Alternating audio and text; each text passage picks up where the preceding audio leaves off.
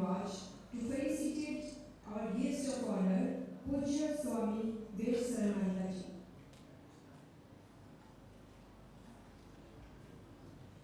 Pujya Swami Vesarananda ji has been selflessly serving the people of Arunachal Pradesh and nearby regions, embracing all individuals equally, regardless of caste, creed, religion, or gender. With the support of a dedicated team of doctors and staff, Swamiji provides holistic health care that nurtures the physical and spiritual well-being of people. A warm welcome, Swamiji.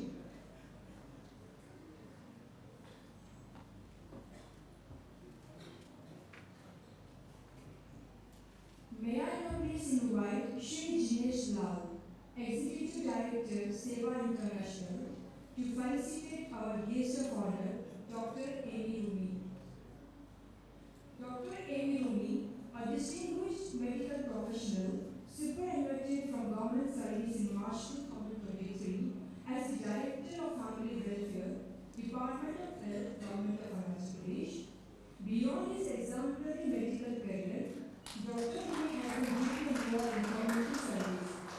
He is the President of Indigenous Faith and Cultural Society of Arunachal Pradesh and the founder and honorary secretary of the Indian Red Cross Society, Arunachal Pradesh State Branch. Recently, he has been appointed as one of the vice presidents of the Janjati Faith and Cultural Protection Forum of Northeast. We welcome you, sir. May I now please invite Srimati Maya Murthy, Secretary of HIMSamwaad, to felicitate Shri Shyam Parandeji.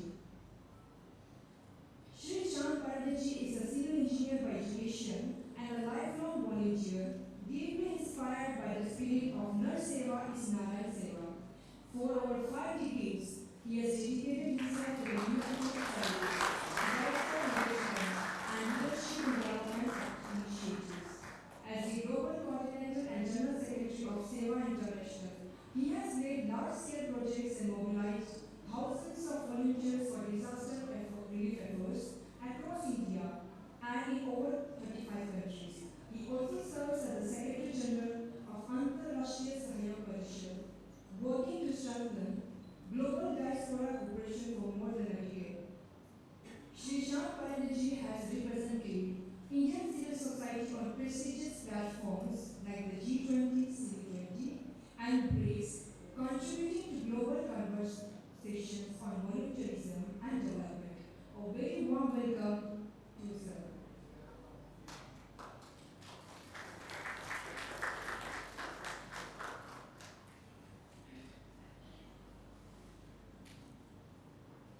May I now please invite Shri Vijay Swami, Executive Director of Rivaj, for welcome address. Sir, please.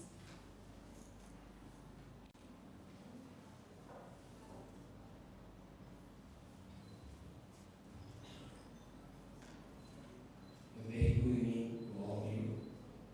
Namaskar. I am very much glad to welcome this first gathering for this fourth edition of HIMSamwaad, a dialogue in Himalayas. The first one we had in Delhi, then it was in Uttarakhand, and then it was in Himachal Pradesh. And this fourth one, I am very happy that it is being conducted in Arunachal Pradesh, the state where the indigenous knowledge system is still intact, and the people are constantly sensitive towards environment, the mother earth, and the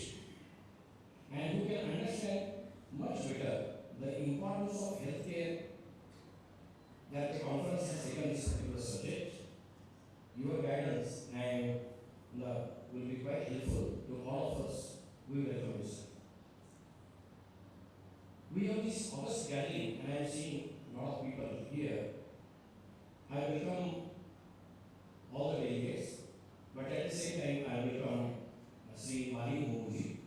Mali Mukuji is the chairman of Hari and Bridge Industries. Sri P.K. Mukuji, Secretary, Department of Indigenous Affairs.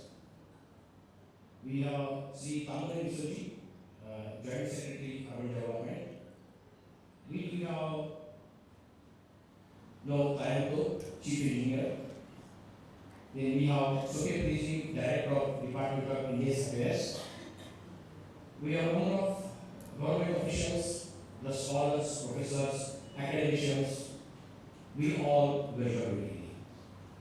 I am sure this particular conference will trigger loud thinking and derive the points of common good and bring the fine components that will help policymakers benefiting the people. Thank you so much. Thank you very much. Thank you.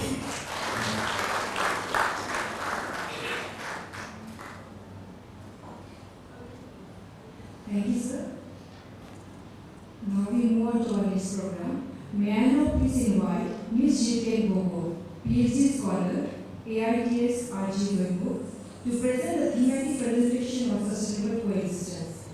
The performance title, Jine Lok Bole, noting the cultural heritage of the Garo tribe of Arunachal Pradesh, beautifully reflects the deep and sacred bond between indigenous communities and nature.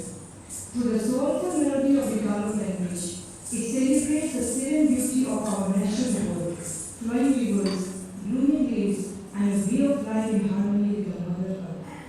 However, this harmony is being disrupted, symbolizing the growing pressures of modernity that threaten both our ecological balance and traditional knowledge systems. In resonance with the theme of HIMSamwaad, this performance is a heartfelt tribute to the rich indigenous knowledge systems that embody deep respect to our nature and promote sustainable coexistence with the nature.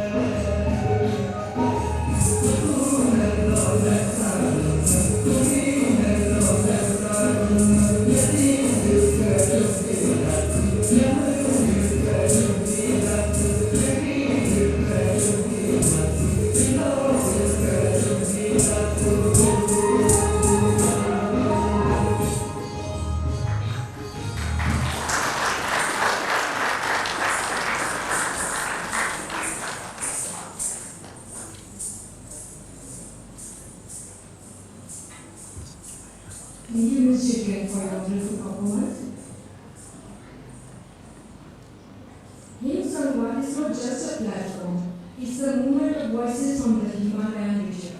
It celebrates the wisdom of indigenous communities, fosters dialogue on sustainability, and strengthens cultural identity through shared experience.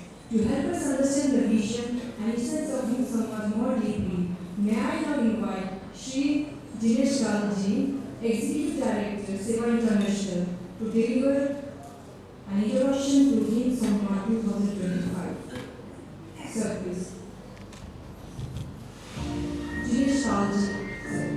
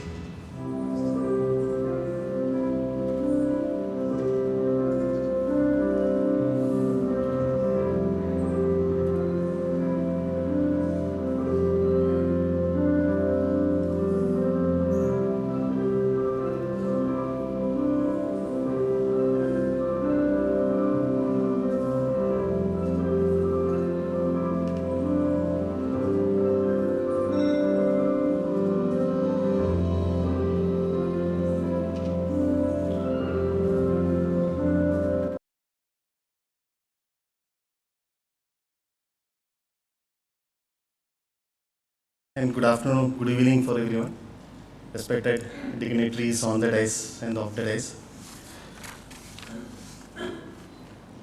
So standing here today in the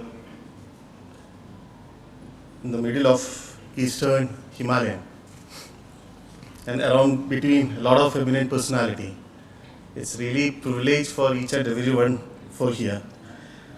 It's not to be a part of a national conference, but to witness a movement that the voice of Himalayas is going to hear in a national platform. So, as you all know that HIMSamwaad is not just a conference for us. It's a shared journey.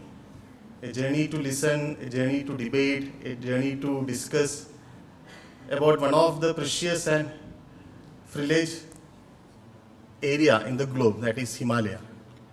So we started the discussion on HIMSamwaad actually in the year 2017, where we gathered a lot of eminent personalities to discuss about the issues and challenges in the Himalayan region and to find out to solution the grassroots level, how we can address those issues of the Himalayans in the grassroots level. That was the basic concept we started the discussion in 2017. Our first conference was in Delhi, where we discussed about how sustainable development goal can be implemented on a meaningful way in Bharat, especially in the Himalayan region. And after that, we continued our journey. We also had a program, HIMSamwaad program in Dehradun, where we discussed about how the government structure and the government and other stakeholders and jointly work together for the welfare of the Himalayan region. And the third program we also conducted in Himalayan area, where we already discussed about during the pandemic period. So this is a journey. The journey is still continuing, and here this is the 4th edition where we are sitting here to discuss again about the Himalayan region. So for us, as I mentioned, this is not just a conference. This is a platform where we debate, discuss for the welfare of the community in the Himalayan region. So there are a lot of eminent personalities here, there are a lot of experts here, there are a lot of civil society representatives, volunteers who are engaged here. Let's have a detailed discussion. So this year, this conference, the topic is water and health. These are the 2 SDG goals, SDG 3 and SDG 6 we are discussing this time. So let's have an open discussion on this. Because the thematic area that we selected this year is still a basic challenge that is facing in the Himalayan region. A mother walking a long distance for collecting drinking water, clean drinking water for her child. And a parent who is waiting for a long time to get the medicines for the bedridden patient in his house. It's not an exaggerated story. It's a reality in most of the remote villages in the Himalayan region. So these 2 days, let's discuss openly and debate and find out few solutions for this. So I appreciate each and everyone for spending your time here and taking your precious time to come here and discuss all these things. With this, I'm concluding here, and I appreciate all members to be with us, to participate in the detailed discussion hereafter. Thank you so much.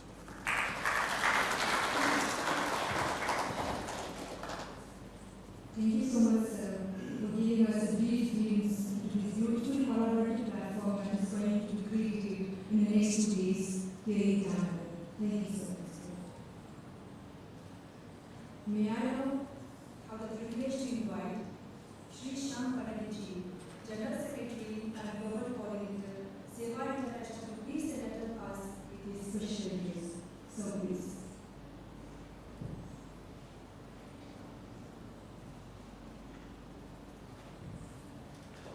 धन्यवाद विजय जी।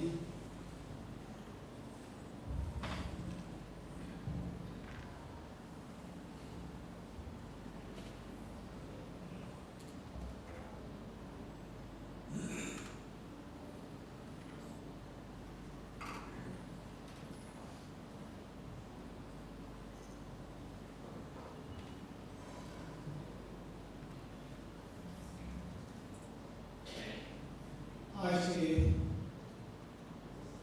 कार्यक्रम में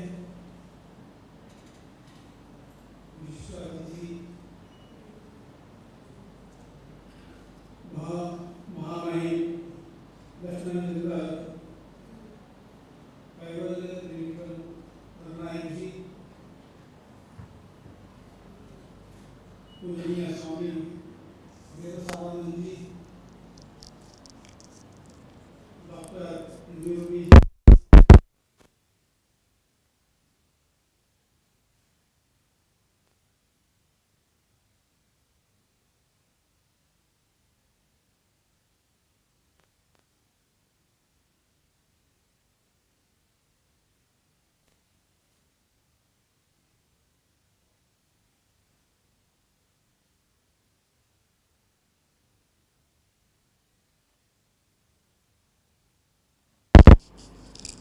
and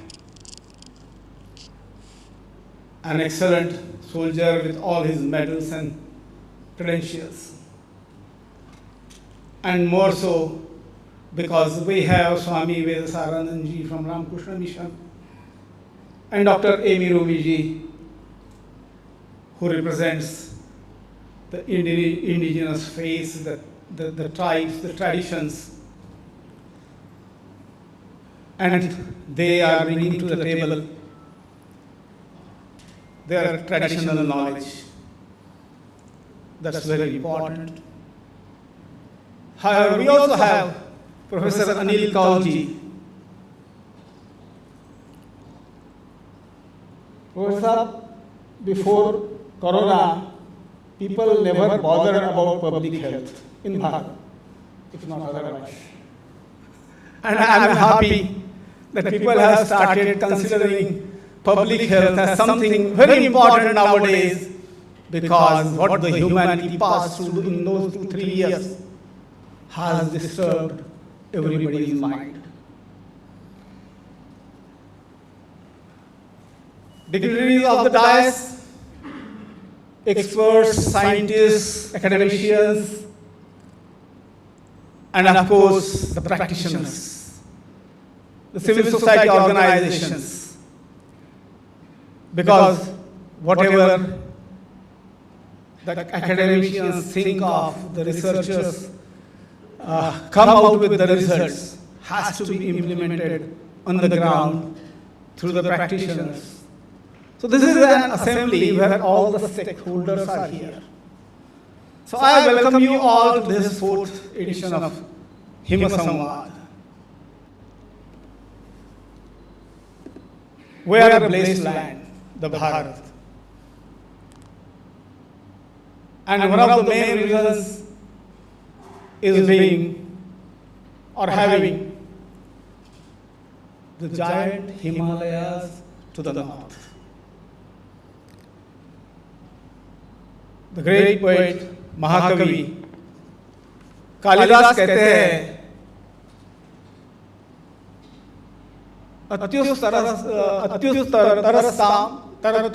अत्युत्तरताम दिशि देवतात्मा हिमालयो नाम नगाधिराज. The Nagadhiraj, the greatest of the mountains on earth, is to the north, and that protects us. And it's divine also. Devatatma. But beyond that, it protects in many other ways. Like the next line says, that it has extended its arms, east and west, both ways, till it dips itself into the oceans on both sides.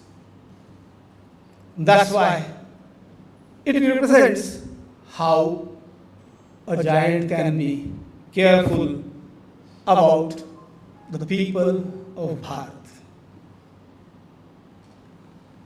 Well, it secures us. It provides us the purest of the waters and the air and the divinity, of course. But beyond that, there is a phenomenon that nobody talks about.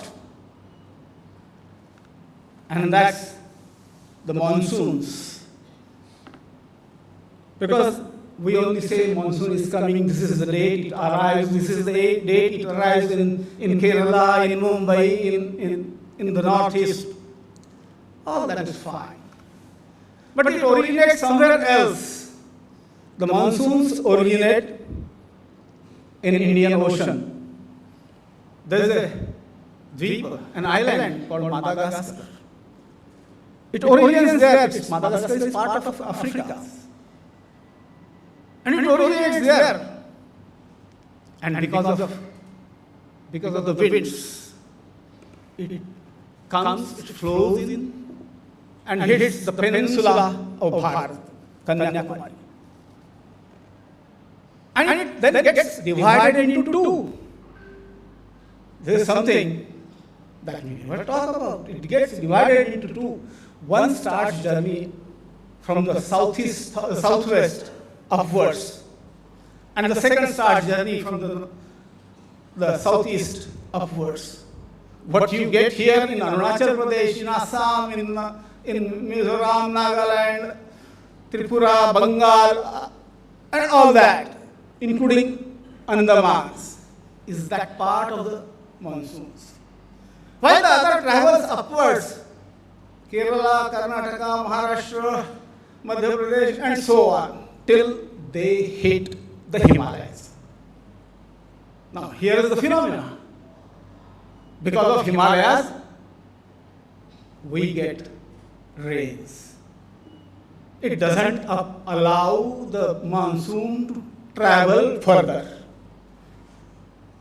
And that's where we get all the rivers flowing into Bharat. Huh? But then story doesn't end there. The two monsoons coming two ways. After reaching the Himalayas, start their return journey, becoming one. Himalaya makes them one. Unifying both of them on their return journey, they go back to Madagascar from where it has come. And that's how the cycle goes on. This is something that the population Himalayas provides life to more than 40% of the whole global population. Not only Bharat, all the countries on the south of Himalayas and the north of Himalayas. It's a huge population. Do we really think about Himalayas? Do we care about Himalayas?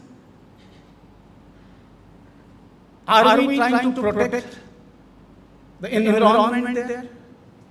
All these are questions that needs to be answered. Most of the time we think of our luxuries. Most of the time, because we want to enjoy, we exploit the Himalayas.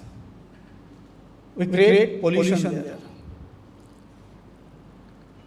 We create lot of dirt on the Himalayas, whether it's Everest or the bottommost of the hills. What we do is creating filth. Is that our responsibility? Prime Minister Modi, in one of his addresses in the Mann Ki Baat in 2022 May, he said, Himalaya विरासत भी है, जिम्मेदारी भी है. Himalaya represents our traditions and culture, but it's our responsibility also to protect the Himalayas. And that's where we are here, all here. Because at least some of us have realized that we need to work for Himalayas. And the Himalayan communities had been suffering. What Jinesh has said, a lady has to walk up the hill or down the hill couple of kilometers to fetch the water. And we think, oh, Himalaya से तो सारा पानी आता है, वहाँ क्यों नहीं है हिमालय? न पीने को पानी मिलता है, न खेती के लिए पानी मिलता है, कृषि के लिए. That's the situation, that's the reality. You walk across the Himalayas and you will realize many of the villages, they will have complaint. तो पानी तो है ही, लेकिन पानी के साथ स्वास्थ्य भी है. तो ये जो दो गोल्स है सस्टेनेबल डेवलपमेंट गोल्स में, वो ये 3 दिनों में हम उस पर काम करेंगे. यहाँ केवल पेपर सबमिशन नहीं है, यहाँ केवल भाषण नहीं है. उसके बाद तुरंत बैठना है, चर्चा करना है, search for the solutions together, come up with the solutions, how to implement them, and there should be people who do start working on the implementations. And the experts need to connect with them and guide them ahead. तो ये हिमसंवाद है. पहला हिमसंवाद हमने जैसे बताया गया कि 2018 में किया, तो वो दिल्ली में किया था. कारण सेवा इंटरनेशनल एक ग्लोबल मूवमेंट है, 39 कंट्रीज में एक्टिवली काम करती है. तो उस सम्मेलन में 13 देशों के रिप्रेजेंटेटिव्स थे और सबको एक प्लेन पे लाना था कि हिमालय में ये चैलेंजेस हैं.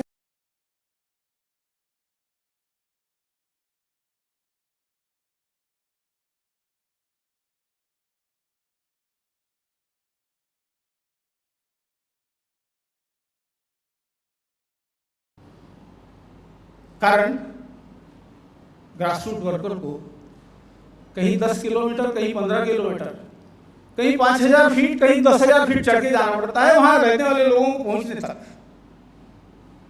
कोई मामूली सी बात नहीं है. तो इन चैलेंजेस को जूझ कर वहाँ काम करना है, और इसीलिए डायस्पोरा को भी अवेयरनेस आनी चाहिए। उस तरह से हमने इसमें प्रारंभ किया। The second conference we held in, that you might have seen on the screen, was held in Dehradun, where we talked about all the challenges that we face in the Himalayas. And probably, can we form some groups, some practitioners coming out there? Let us be meeting again and again to find the solutions and then work on them. Connect the community, people's involvement. So the third edition came into 2022. And that was in Solan, Himachal Pradesh. After Dehradun, obviously the next state was Himachal Pradesh. And there we started working together, all the stakeholders together, with the university over there, which is a very well-known university, one of the largest universities of the state, where we then worked on specific areas, because in course of time, we will also be working on specific areas in this conference. Specific areas, and every area will have its solutions. The diversity is huge. What exists in Arunachal Pradesh doesn't exist in Bhutan, doesn't exist in Nepal, doesn't exist in Bengal, North Bengal, or beyond. In Uttarakhand, in every situation is different. Like Ladakh has totally different scenario. Unless and until we start pointing out areas and then the challenges over there and finding the solutions, we will not be coming up with proper ways to work. And the most essential thing of all these is participation of the local communities. And that's why I said, Adhyatma is important, spirituality is important, and people's participation, that's culture. Connect with the culture, connect with the local languages, that's most important. आज तक जो विकास का मार्ग चलता रहा, वो तो road roller था। पाश्चात्य देशों ने कहा कि यही विकास का मार्ग है, सब इसी पे चलो। Believe me, billions and billions of dollars have gone down the drain in Africa. Nothing has succeeded. स्थानिक लोगों को स्थानिक भाषा में विकास कैसे करना और उनकी विकास की अवधारणा क्या है, यह जब तक आप चर्चा उनसे नहीं करेंगे, उनसे समझ नहीं लेंगे, तब तक आप उनको सिखा नहीं सकते हो। आपकी भाषा अलग है और आप कहते हो कि सारा जग इसी मार्ग पर चले तभी सक्सेस होगा, तो कभी नहीं होगा, नहीं हुआ। It's 150 years experiment and a failure at the end. Let us not walk that path. हम इसको सक्सेस करना है, हमने इसको पूर्णता की तरफ आगे बढ़ाना है, और भारत आज जिस गति से आगे बढ़ रहा है उस गति पे चलना है। तो हमको स्थानिक भाषा में स्थानिक विकास की अवधारणा जो है उसको हमने समझना चाहिए। पहले लोग क्या कह रहे हैं उसको समझना, उनकी आवश्यकता क्या है, उनकी चुनौतियां क्या है, उनके प्रश्न क्या है, ये समझने की आवश्यकता है, और उसी के आधार पर हमको सॉल्यूशंस देने होंगे। इसी को हम एकात्म मानवतावाद कहते हैं, भारतीय विकास की अवधारणा कहते हैं। उसके आधार पर हम हिमालय का विकास कैसे करेंगे, हिमालय की संस्कृति, हिमालय की परंपरा, हिमालय का सारा ये पर्यावरण, the resources, all that, and the most important इस कम्युनिटीज, उन सबको हम साथ में इसमें लेकर कैसा कार्य करेंगे, ये उस पर ये 2-3 दिनों में हम काम करें। तो अच्छा होगा. I am quite sure with the kind of expertise available in this hall that will succeed. And diversity has to be respected? No. Diversity has to be lived. And we will all that accept the diversity, live the diversity, and tell the world कि भारत का उदय, भारत का हिमालय के जैसा ऊंचा है, वैसे भारतीय संस्कृति विश्व भर में ऊंची होगी, चमकेगी सितारों की तरह. धन्यवाद. नमस्कार.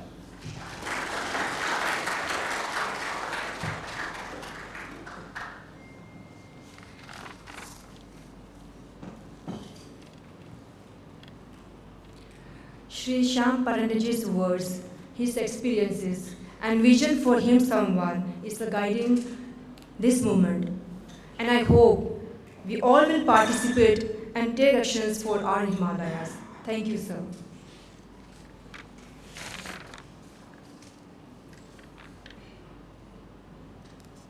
Ladies and gentlemen, it is our deepest honor to invite our guest of honor, Pujya Swami Vesarnanda Ji, Secretary Maharaj, RK Mission Hospital, Itanagar, to kindly address the gathering with his words of wisdom.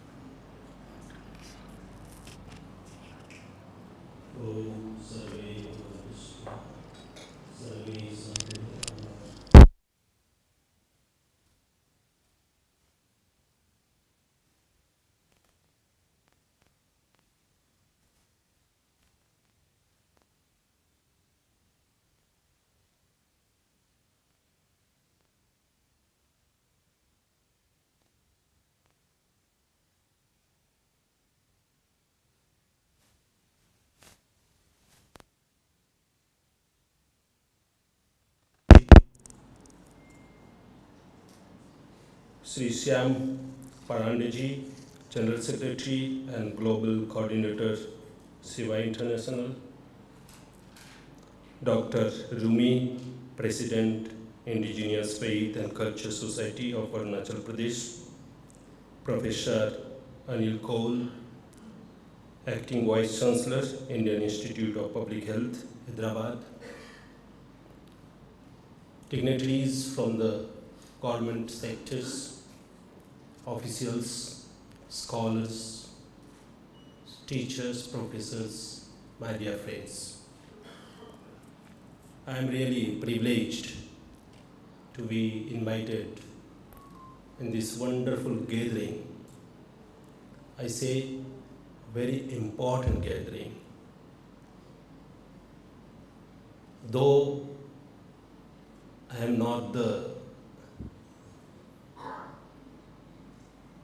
real kind of resource person in this kind of discussion, but we are the people very much into the public domain, taking care of the public health, medical line, as well as water resource management also. I won't share my ideas that much, but I have few incidents in my life which have taught me wisdom of life. I will share those things. Few of the problems which we are facing presently, that also I will relate and conclude my talk here. I have been given only 10 minutes. I will try to keep myself within that. Those days I was it was Madhya Pradesh, not Chhattisgarh, Raipur. That is way back. 1993, I was just a novitiate. Novitiate in the Ramakrishna Mission don't wear these ochre cloths. We are brahmacharyas. You know, that time we use the white clothes, brahmacharyas. Brahmachari सफ़ेद कपड़े में होते हैं, और सन्यासी जो 9 वर्ष बाद जिन्हें सन्यास मिलता है उनको ये गेरुआ वस्त्र मिलता है।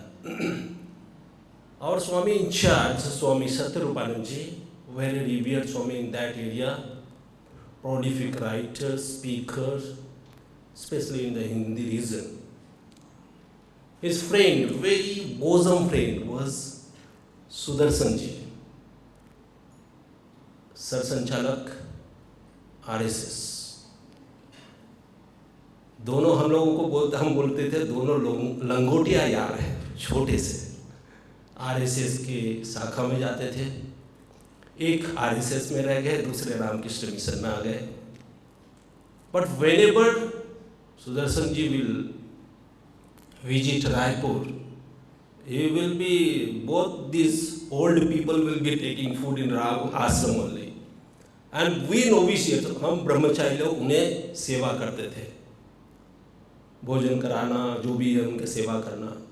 Both were of above 70। एक बार की बात है, मुझे अभी भी याद है वो इंसिडेंट, वो मैं आपको नरेट करूँगा। भोजन करा रहे थे, सुदर्शन जी बोले ब्रह्मचारी थोड़ी पानी दीजिए, उनका पानी ख़त्म हो गया था। I brought a glass full of water. अरे मुझे पूरा ना पानी नहीं चाहिए, आधा पानी से ही हो जाएगा, फिर आधा फेंकोगे क्यों? तो मैंने बोला अरे इस आधा पानी एक, तो हम तो तब एकदम 23-24 ईयर ओल्ड यंग। ब्रह्मचारी जी एक कहानी सुनो, एक इंसिडेंट सुनो। RSS के सरसंचालक इंसिडेंट बोल रहे हैं कि गांधी जी तब नेशनल कॉन्फ्रेंस के, कांग्रेस के इलाहाबाद प्रयाग में अटेंड करने गए थे। अटेंड करने के बाद आनंद भवन, आप लोगों ने नाम सुना होगा, जो ये पंडित मोतीलाल नेहरू और जवाहरलाल नेहरू जी के पैतृक भवन, उनके ancestral home that is being converted into museum, I have visited that. तो उस भवन में रात्रि को भोजन कर रहे हैं गांधी जी। भोजन साथ में जवाहरलाल तब छोटे साथ में हैं। भोजन होने के बाद हाथ धो रहे हैं। तो तब के ज़माने में तो आज के जैसा नल और पानी बर्तन नहीं था। सो जवाहरलाल नेहरू दीदन वो एक लोटे से, टम्बलर से पानी डाल रहे हैं और गांधी जी बस अरेंजिंग हिज हैंड्स। उनका हाथ धोना खत्म नहीं हुआ पर पानी खत्म हो गया। गांधी जी ने बोला अरे पानी खत्म हो गया। जवाहरलाल नेहरू जी हमारे जैसे, अरे तो इसमें क्या हो गया बापू, मैया तो बह रही है। We all know Prayagraj, recently those they have visited the Kumbh. It's a confluence of 3 rivers. Saraswati we don't see, Yamuna ji and Ganga ji. Jawaharlal बोल रहे हैं कि मैया तो बह रही है बापू, पानी का क्या है? What Gandhi ji said that time, that is what we are facing now. तो सुदर्शन जी हमें बोल रहे हैं, ब्रह्मचारी जी सुनो, गांधी जी बोल रहे हैं कि देखो जहर, ये पानी पीने की पानी की इतनी तकलीफ आएगी आने वाले समय में कि मनुष्य जाति इसको कंट्रोल नहीं पड़ पाएगा। आज अगर हमने इसके ऊपर ध्यान नहीं दिया तो ग्रेट पीपल सब एक जैसा सोचते हैं। आज से सोच के देखिए, 100 years बैक गांधी जी हम लोगों को बोल रहे हैं पानी की किल्लत, ड्रिंकिंग वाटर, पोर्टेबल वाटर की हमें तकलीफ आएगी। कहाँ बोल रहे हैं? प्रयागराज में, जहाँ पे 3 नदियों का कन्फ्लुएंस है। तो ये water problem,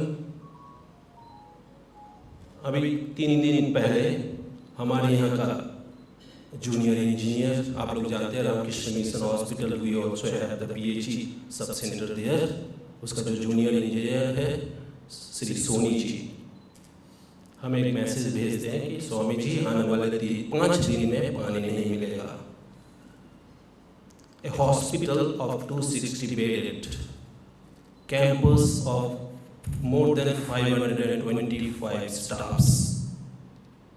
Our consumption is more than 3 lakhs liter per day. 5 दिन अगर पानी नहीं आएगा, आप सोच के देखिए. Again, state government of Arunachal has sanctioned 140 crore for the building of 200 super specialized ward. That will consume another 3 lakhs liter of water. In future, maybe within 3 years, we will start that also. ये consequences है. मैं उस time Vrindavan में था. We run there 400 bedded hospital. I was the brahmachari, early days. पानी के साथ में हेल्थ का, चूंकि हम लोग सब रिलेटेड है. इंसिडेंट बोलूँगा, मैं ज़्यादा कुछ बोल के ख़त्म करूँगा. एकदम मॉडर्न एम्बुलेंस, उससे एक पेशेंट लाया गया. कौन सा modern ambulance? Bullock cart. Bullock cart के ऊपर पेशेंट को सुलाया गया. हाथ फ्रैक्चर है, बम्बू स्ट्रिप से हाथ बांधा गया, उसको ऑयल तेल पिलाया गया. 6 महीने से ट्रीटमेंट के लिए लाया गया हॉस्पिटल में. Only treatment was available. It was a case of gangrene, amputation of the limb. Because of this remotely accessible healthcare here also. Last almost 47 years we are here serving the people of Arunachal in health sector as well as education we have, but especially here healthcare. So both are the problem in our society, especially in the mountain regions. Solution अगर देखना है, those they visit Himalayan region, Mayawati बोल के एक जगह है. Swami Vivekananda has started first center, Vedantic center, where our foreign Swamis, those they can live, though they cannot live in the tropical area, these hot areas, they live majority of them there. Wonderful dispensary, wonderful water management, entire region. जैसे परांजपे जी अभी बोल रहे थे कि remote area है, तकलीफें हैं. Volunteers कुछ ही दिन में आके चले जाते हैं, क्योंकि वॉलेंटरीली आए हैं, वॉलेंटरीली चले जाते हैं. उससे कोई सस्टेनेबल कोई भी काम डेवलपमेंट नहीं हो पाएगा.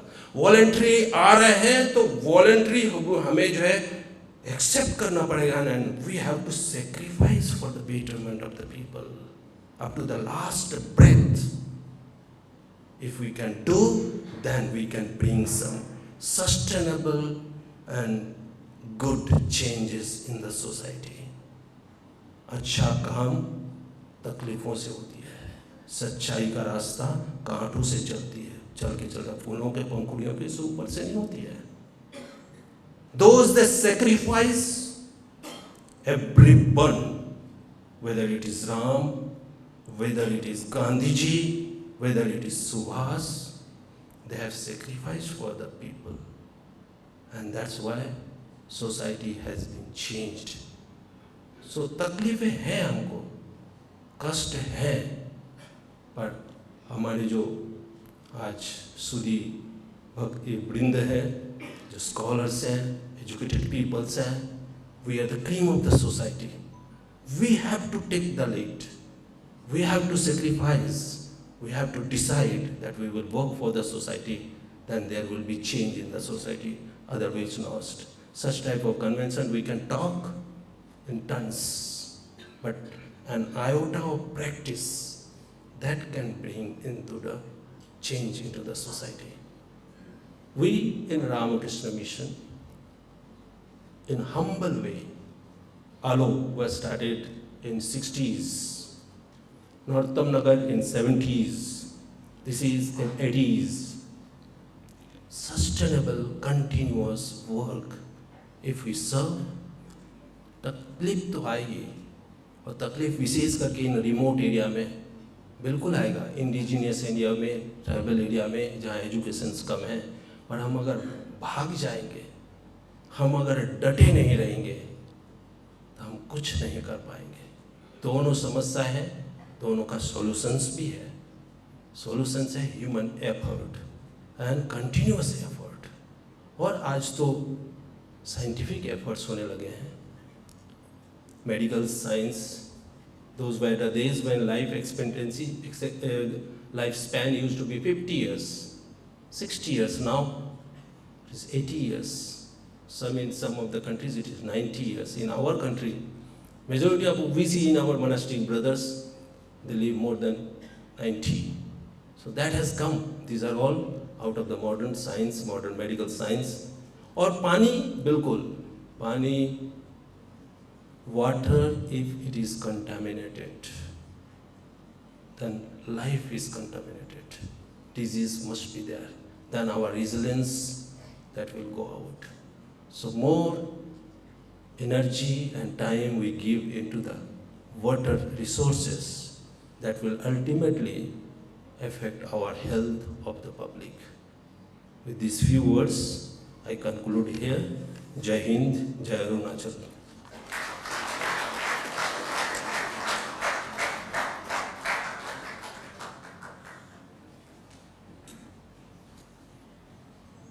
Swamiji's presence here today is a guiding light to all of us, and we are truly blessed to have him amidst us. Thank you, Swamiji, for sharing your wisdom with us. Ladies and gentlemen, we are privileged to have with us Dr. Amy Rumi, President of Indigenous Faith and Cultural Society of Arunachal Pradesh. May I now please invite Dr. Amy Rumi to please address the gathering.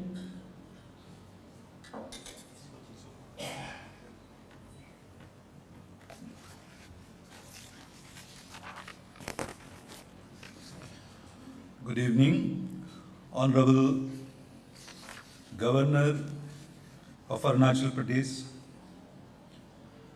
Lieutenant General Kaivalya Trivikram Pannaik ji, the chief guest of today's program. Revered Swami Vedasarananda ji Maharaj, Secretary Ramakrishna Mission, Itanagar. Shyam Parende ji, General Secretary and Global Coordinator, Seva International. Professor Anil Kaul-ji, Vice Chancellor, Indian Institute of Public Health, Hyderabad, and Director of Dr. Siras Poonawalla Center for Infectious Disease. Vijay Swami-ji, Executive Director, Rewatch.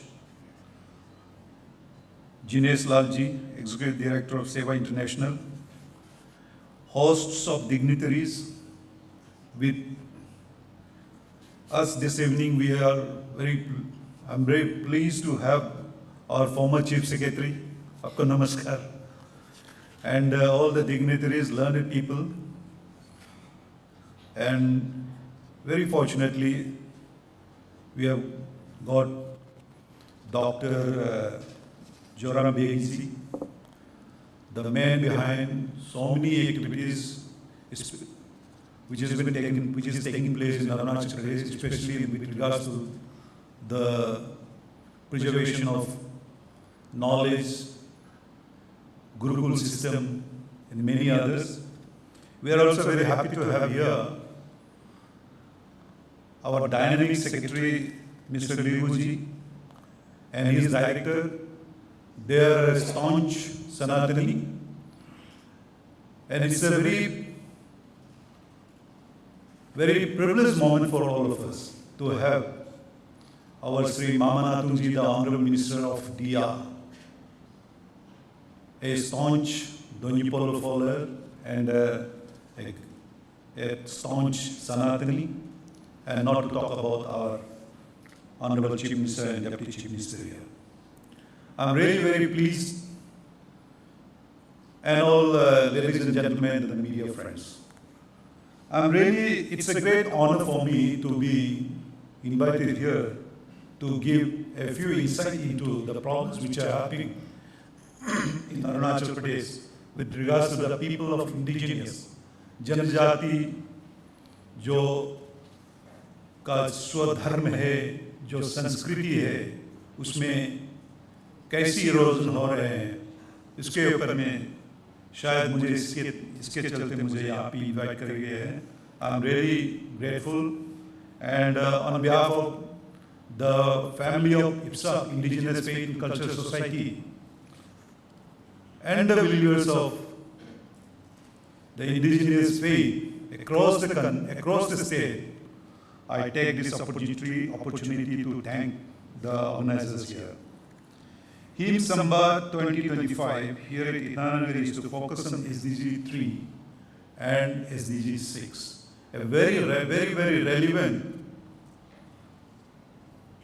topic when we talk about SDG 3 is health and the well-being, and definitely the water and the sanitation under SDG 6. And it's a very relevant for the indigenous people. That is the most important thing. You all know we live with the nature. Forest and its nature and its living being in the forest, they are a part and parcel of us. We symbiotically live with them. We depend on them, and they also depend on us. That is what Arunachal was before the advent of so many inroad by the foreign religions.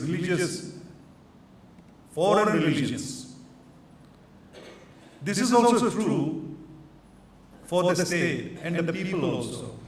When there is a massive development, infrastructure development also. Time and again, in spite of our repeated requests and our objections to many things, especially when there is a development, we also have to take care of the environment, which is not happening. Today I would like to focus on few points कुछ बिंदु पे मैं रखना चाहूँगा, और मेरा जो experience रहा है सर्विस पे, और उस एक्सपीरियंस में जो सबसे बड़ा जो हुआ इस एंटायर वर्ल्ड में, वो है the pandemic, the Covid. The COVID had given us lots of pain, lots of ideas, made us lots to innovate also. And apparently the most important was, this COVID has given an insight into where we stand that very moment and where we are standing today. When we went through our health infrastructures, we found that we were lacking in many aspects.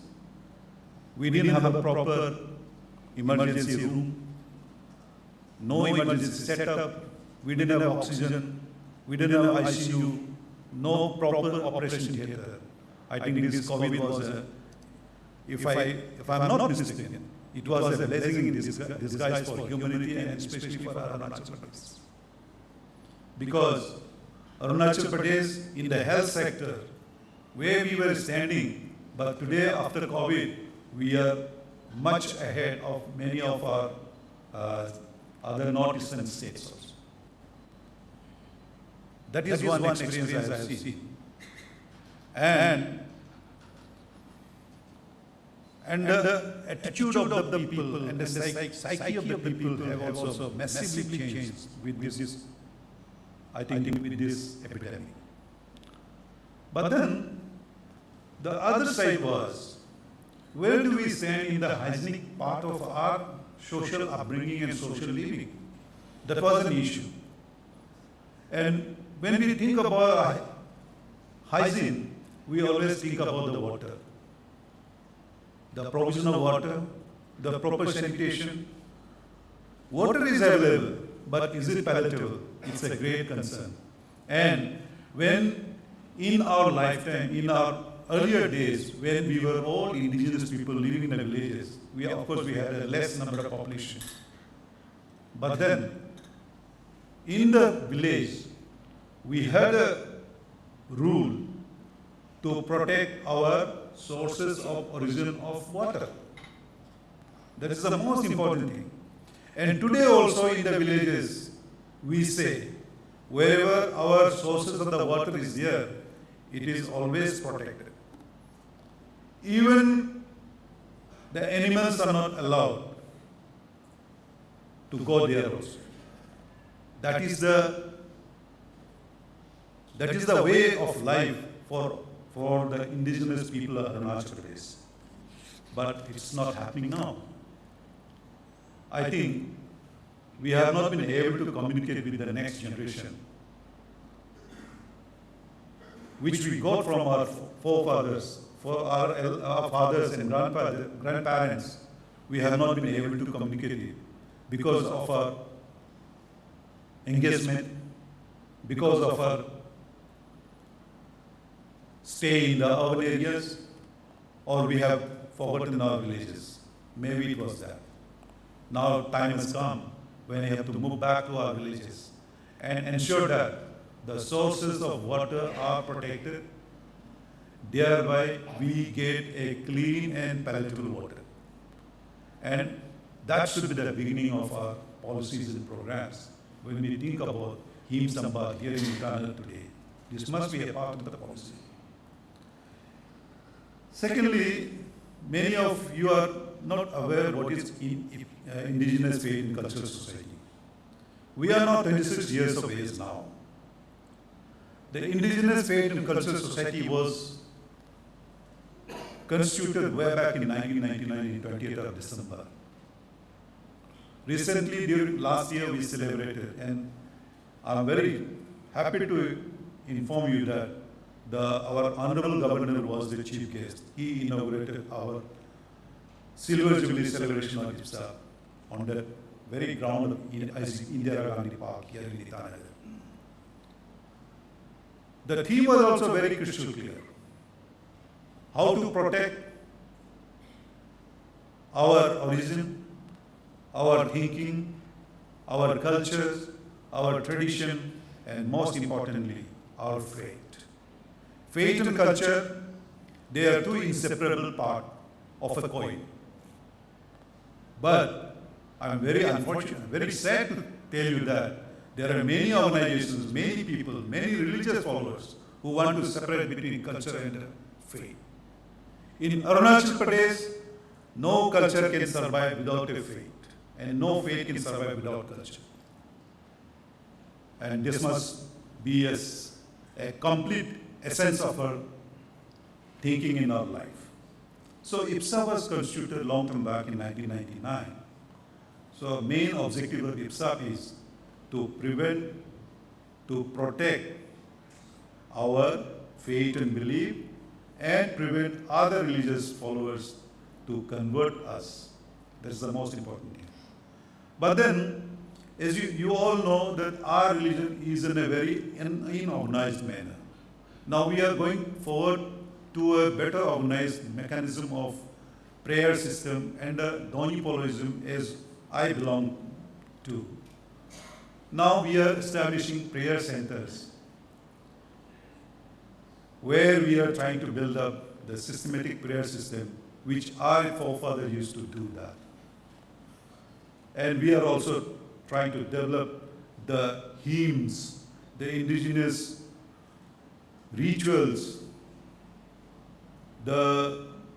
all those things which have been kept in under darkness, and we are trying to bring it up. So prayer centers can develop unity among ourselves. This is one issue. Prayer centers can develop the essence of religious feelings amongst the people of Arunachal Pradesh. But secondly, the area we are touching upon is the education. Okay. Education in a Gurukul system of education which we are trying to develop now, and we are very happy to have the support of the Vivekananda Kendra and the Seva International and many other donors who are coming forward, and we are having 5 Gurukuls now in Arunachal Pradesh. 5 Gurukuls It's been run by the Donipolo Cultural and Charitable Trust. And for your information, now the government of Arunachal Pradesh has taken a decision that the Gurukul system of education in Arunachal Pradesh will be owned by the Department of Indigenous Affairs. And this Donipolo Charitable Trust Gurukul system is for 5 tribes of Arunachal Pradesh: Adi, Apatani, Galo, Nishi, and Tagin, and which will be including the Missings of Assam. We believe in Donipolo. And it is also true for other tribes like Idu Mishmis, Idus, Sartang, Thangsas, Nokte, Vancho. We will be having that. So this is the area where I would like to request the luminaries here, so that when we talk about HIMSamwaad, with special focus to the health and hygiene and water and sanitation, the education system in our Gurukul system, because here we are teaching our boys and our students to be with the nature, but we are also giving them the modern education. The modern education under CBSE is also being taught, and at the same time we are giving them the indigenous faith and belief, the system of knowledge which we have been getting from time immemorial from our ancestors. So it's really I would like to thank, as I said, the VKV and Seva International and other donors who are coming forward. Now I would like to request even the diaspora, Indian diaspora, across the country, beyond the country, they can come up and give us support for Gurukul system of education in Arunachal Pradesh. Lastly, as you all know, the sanitary year of Sangh is on the way. Today we had a Abhiyan there. There they were talking about 5 panchas, Parivar Prabodhan, Samajik Samrasta, Paryavaran was one of them, Swadeshi and Nagrik Kartavya. There in Paryavaran, we were taught about 3 P's. P's regarding pear, we have to plant trees, pani, water, conservation in etc., then polythene-free world, and here I would like to add another P. We have to practice our indigenous faith and culture, practice how to preserve and protect our nature, how to preserve and protect the sources of water for proper water and sanitation, and also to practice proper healthcare delivery system in the state. With these few words, thank you very much once again for giving me the opportunity to be here.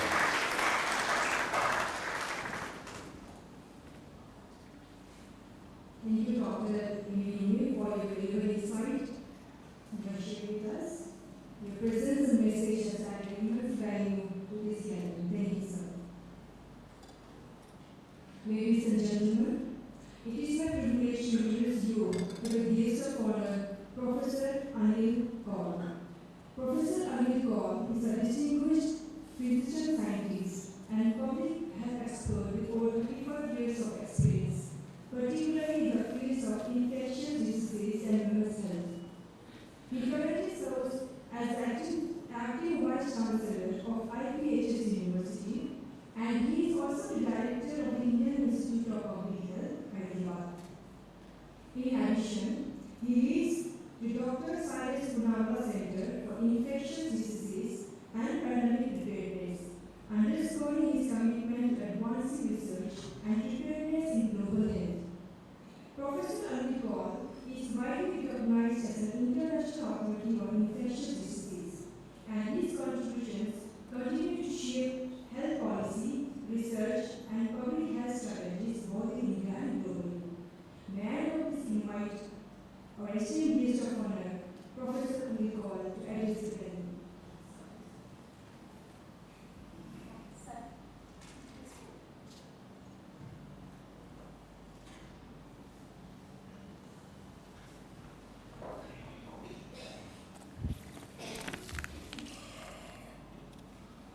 Thank you very much for that humbling introduction.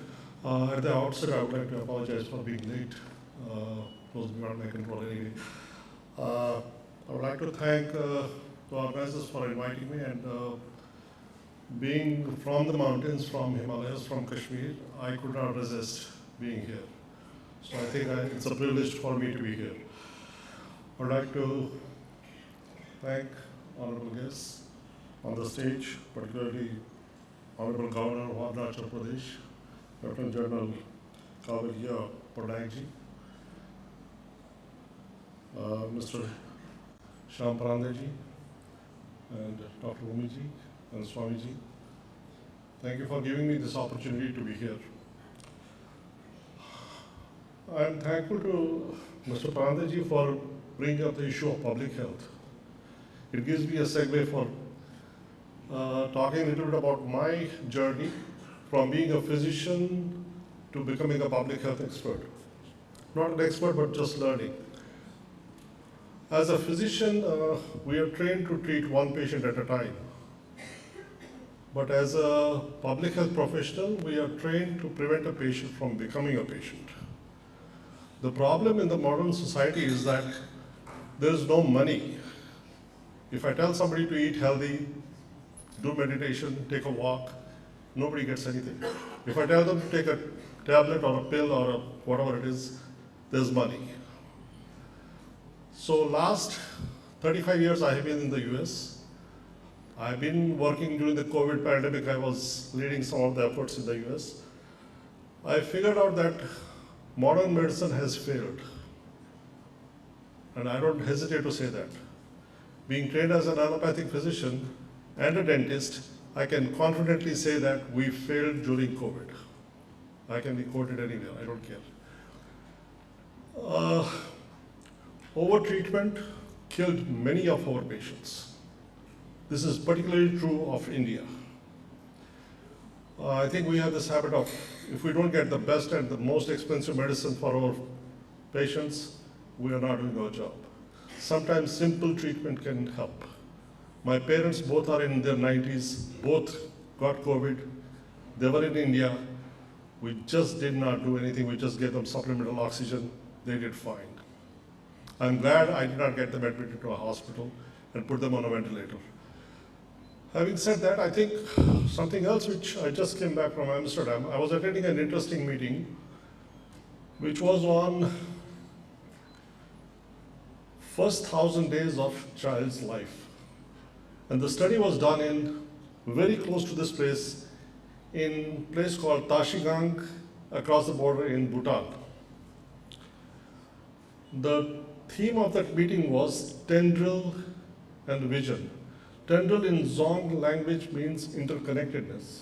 We are all interconnected, and particularly in public health, when we look at public health, what is public health?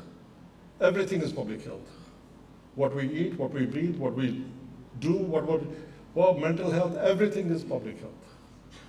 Whether we drive on the street, actually, there's an interesting figure. Since I come from the mountains, from Kashmir, more people die in Jammu and Kashmir today in road traffic accidents than in terrorism. What are we doing about it? Seat belts, simple thing. There are regulations that we have to put seat belts, but guess what? Nobody uses them. Helmets, same thing. These are all public health issues.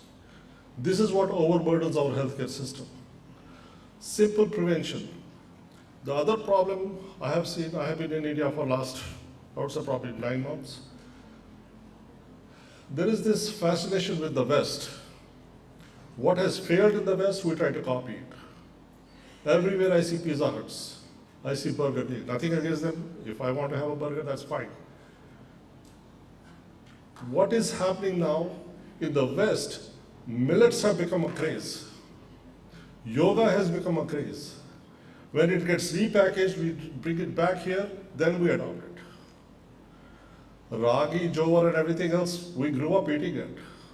But now when it gets packaged in whatever Western style, then we adopt it. COVID, little bit about COVID. I did my medicine from Chennai, in Madras. During COVID, I was working with some of the groups in Chennai particularly, and they said, we are very successful in controlling COVID. I said, what do you do? They said, we use something called Siddha. I had no idea about Siddha. Today, we are analyzing the data. It was very effective. The only thing missing is scientific validation. That's what is needed. I need to validate that. Something else which is a personal experience. During COVID, I would go to the clinics and the labs every day. My wife would tell me that, आज भी लेके आओगे, कल भी लेके आओगे, COVID हो जाएगा तुमको. Guess what? I never got COVID. My mother had given me a small vial of camphor oil. I had no idea what that meant, but being a mother, she said, isko use karo. I used to morning, I just ritually put it. I never got COVID. Something else I'm working on. When we do puja, we do aarti, particularly in the south, when you take aarti, you blow the fumes towards yourself. What is that fume? That is camphor. Camphor has been proved to be antiviral. So now, I don't want to claim that it is related, but these are the traditions which we should explore, we should look at. One sad thing which I found is that we have this big thing, I hope there are some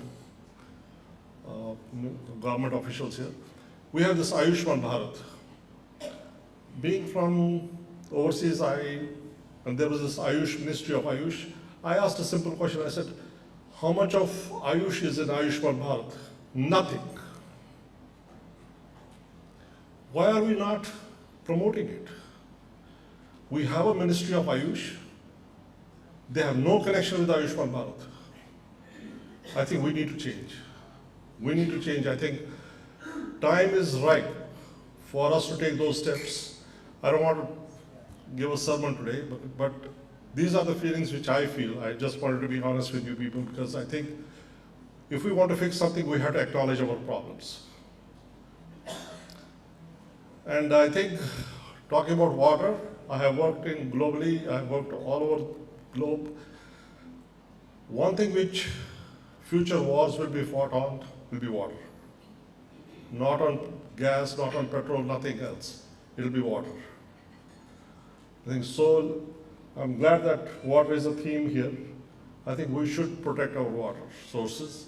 When I was flying from Delhi, I could see at least tens and tens of these rivers flowing south from the Himalayas. We need to protect that.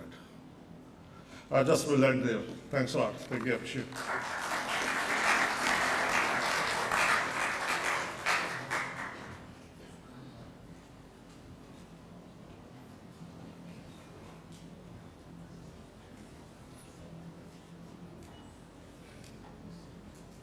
Thank you, sir. Your words have truly enriched our gathering and left us with much to reflect upon. Thank you, sir. Ladies and gentlemen, on this momentous occasion of inauguration of HIMSamwaad 2025, we are truly honored to have among us the Honorable Governor of Himachal Pradesh as our chief guest. Your honor's presence is a great source of inspiration for all of us. May I now please invite Your Honor to please address the gathering.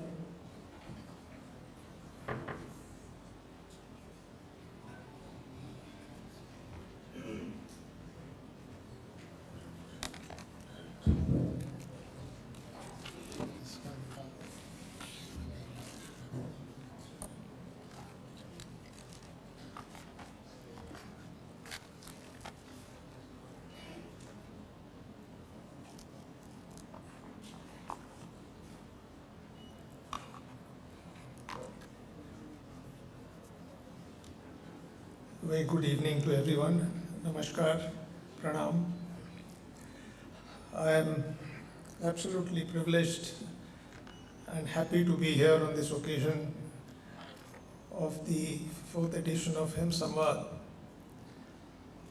and realizing how important this whole subject is for all of us, for the country. It is natural that we all put our heads together and address the problem and challenges that we foresee in ensuring the sustainable development goals which have been spoken of, they are often talked of. In fact, the United Nations speaks of these. They even speak of human rights. अगर हम इसके ऊपर ध्यान दें तो इससे पहले कि मैं कुछ बोलूं, मैं ये बताना चाहता हूं कि हिम संवाद जो है, हमारे माननीय प्रधानमंत्री की जो दूरदृष्टि है, उसका एक ये फॉलोआउट है। क्यों? 5, 6, 7 दशक पहले कई योजनाएं उस वक्त भी चली और उसमें से एक योजना थी गरीबी हटाओ। योजना बड़ी अच्छी थी, सार्थक थी, लेकिन उसको सार्थक बनाने से लोग वंचित रह गए और उसके बाद में लुप्त हो गई। हमारे माननीय प्रधानमंत्री जब उन्होंने कार्यभार संभाला तो उनकी जो दूरदृष्टि है विकसित भारत 2047, वो एक बहुत बड़ी दूरदृष्टि है और उसके कई छोटे भाग हैं। एक सबसे ज़रूरी बात जो उन्होंने कही कि वो चाहते हैं कि देश में जो पिछड़ी जनजातियां हैं, जो मार्जिनलाइज्ड कम्युनिटीज़ हैं, उनकी तरफ ध्यान देना ज़रूरी है।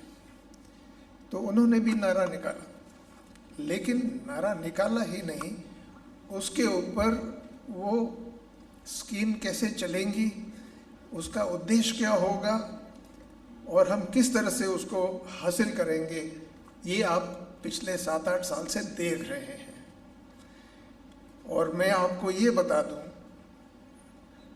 कि जितनी भी योजनाएं केंद्र की तरफ से और कुछ हमारे राज्य की तरफ से भी चल रही हैं, उनकी इस दूरदृष्टि को सार्थक बनाने में, उसको अगर हम बड़े पैमाने पे देखें तो वो सब सस्टेनेबल डेवलपमेंट गोल से मेल खाती हैं, वो सब ह्यूमन राइट के इश्यूज से मेल खाती है। सड़क, पानी, बिजली, दूरसंचार, क्या क्या नहीं है, महिलाओं का सशक्तिकरण, और सिर्फ मेल ही नहीं खाती है, वो चल रही हैं, मेरे ख्याल से दौड़ रही हैं।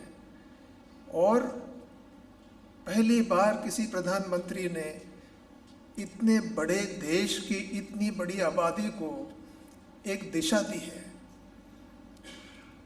सिर्फ वो ही नहीं, मैं हैरान हूँ उस बात से कि यहाँ पर पिछले मेरे को 2.5 साल हो गए हैं, हर 10 से 15 दिन में एक सेंट्रल केंद्रीय मंत्री या मिनिस्टर ऑफ स्टेट यहाँ पर आते हैं। वो इसलिए कि वो जाके देखना चाहते हैं कि ये योजना जो है वो चल रही है या नहीं, उसमें कुछ बाधा तो नहीं है, और हमसे मिलके अगर जो भी हमारे प्रस्ताव होते हैं उनकी वहाँ सुनवाई होती है। उन्होंने इस तरह से कार्यक्रम बना रखा है कि जितने भी कार्यकर्ता है, प्रशासन है, वरिष्ठ अधिकारी है, मंत्रीगण हैं, गवर्नर हैं, हम सब की जिम्मेदारियां हैं कि हम इसका नियंत्रण करें और इसको आगे बढ़ाएं। और उन्होंने जो नारा दिया, सबका साथ, सबका विश्वास, सबका प्रयास, मेरे ख्याल से ये एक सार्थक नारा है और इसके चलते हम सब मिलजुल के काम कर रहे हैं। इसमें कई लोगों को परेशानियां भी हैं। जो लोग काम लेने के बाद उसे जेब में रख लेते थे और सोचते नहीं थे, आज उनको मौका नहीं मिल रहा है। आप काम करिए या जाइए, चाहे वो केंद्र मंत्री हैं या प्रशासन है या ब्यूरोक्रेसी है या स्टेट गवर्नमेंट्स की जो है चीफ मिनिस्टर है, गवर्नर है, किसकी मीटिंग्स आपने नहीं की? गवर्नर्स की, चीफ मिनिस्टर्स की, लेफ्टिनेंट गवर्नर्स की, DIGs की, DGs की, DG पुलिस की, चीफ सेक्रेटरीज की। वो इसलिए है कि वो सारे एंड्स को जोड़ रहे हैं कि कहीं पानी लीक तो नहीं हो रहा है, ये देखने के लिए। मैं इसके बारे में इसलिए बात कर रहा हूँ कि जो हिम संवाद है, आज हम पानी और स्वास्थ्य के बारे में बात कर रहे हैं, इसके अलावा बाकी जो सस्टेनेबल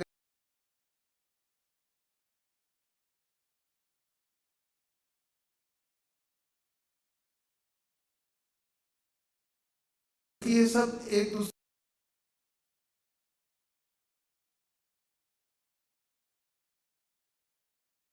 की संवाद को सार्थक करने के लिए इसकी शुरुआत होने से पहले ही इसके ऊपर सोच विचार हो चुका है। सिर्फ अभी ध्यान आकर्षित है हिमालयन रीजन के ऊपर, और हमारा सारा ध्यान हिमालयन रीजन, उसकी चुनौतियाँ और उसमें रहने वाली जो आबादियाँ हैं, ज़्यादातर जनजातियाँ हैं, ज़्यादातर ट्राइबल लोग हैं जो पूरे विकास से वंचित रहे काफ़ी सालों तक, उनको हम किस तरह से उनसे ये सारे काम करवाएं ताकि हिमालय की जो सुरक्षा हमने करनी है, इसके बारे में सभी ने बताया, वो सार्थक हो सकती है। तो मैं मेरा फोकस हिमालय के ऊपर रखूँगा और मैं अरुणाचल के ऊपर भी रखूँगा, क्योंकि ये सारा संवाद अरुणाचल का है। तो यहाँ बैठे माननीय अधिकारीगण, Shri Shyam Parande ji, general secretary, global coordinator Seva international, Swami ji, पूज्य Swami ji, Veda Sarananda ji, secretary, Maharaj Ramakrishna mission hospital Itanagar, professor Anil Kaul ji, acting vice chancellor, Indian institute of public health, Hyderabad, doctor Emi Rumu ji, president indigenous faith and cultural society of Arunachal Pradesh, Shri Vijay Swami ji, executive director रिवॉच, distinguished guests and invitees, delegates from all over the country and participants from all Himalayan states, friends, media, ladies and gentlemen.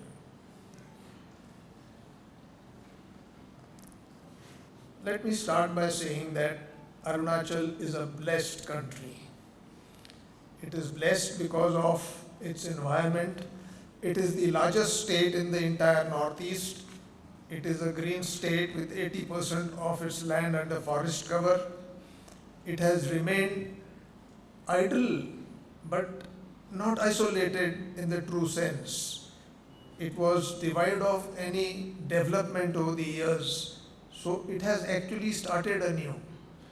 So I was reading a book which says, don't leapfrog, do pole vault.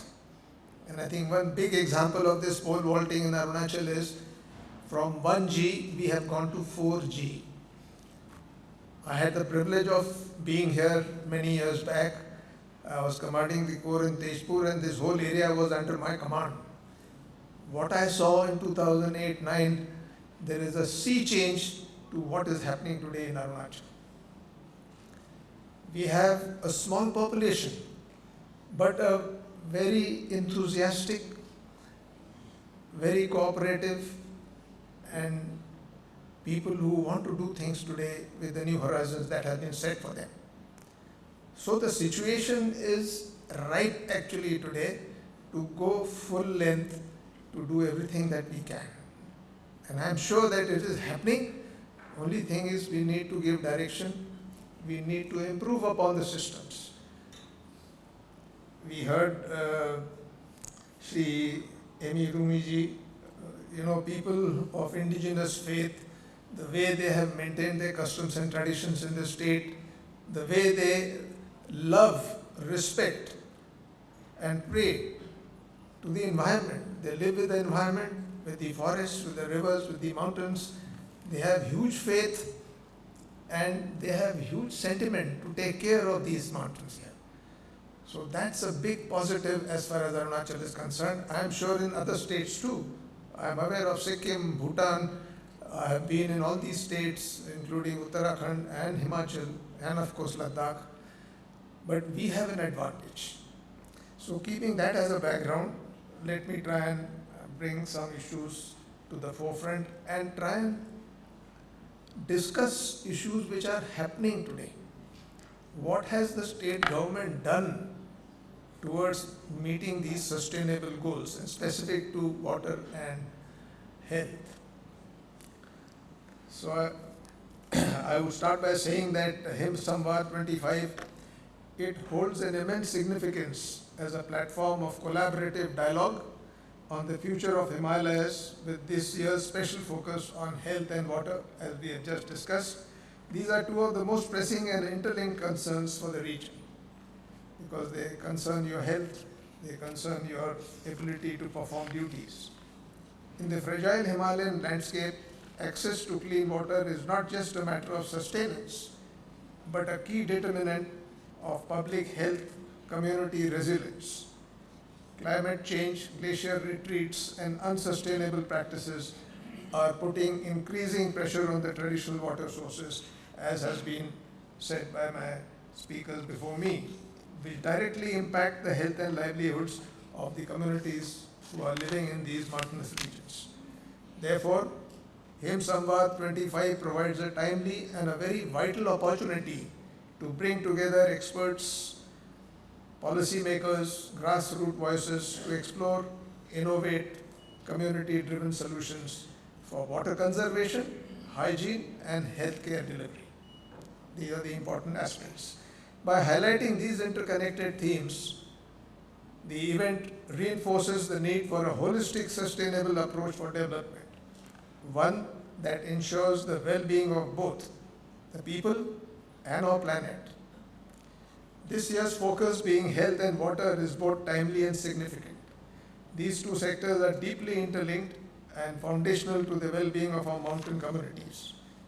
Given the Himalayas region's vulnerability to climate change, natural disasters, and limited access to essential services, let's come to these two issues, health and water as key SDGs. The issues we are discussing today align with two critical sustainable development goals: good health and well-being, SDG 3, and clean water and sanitation.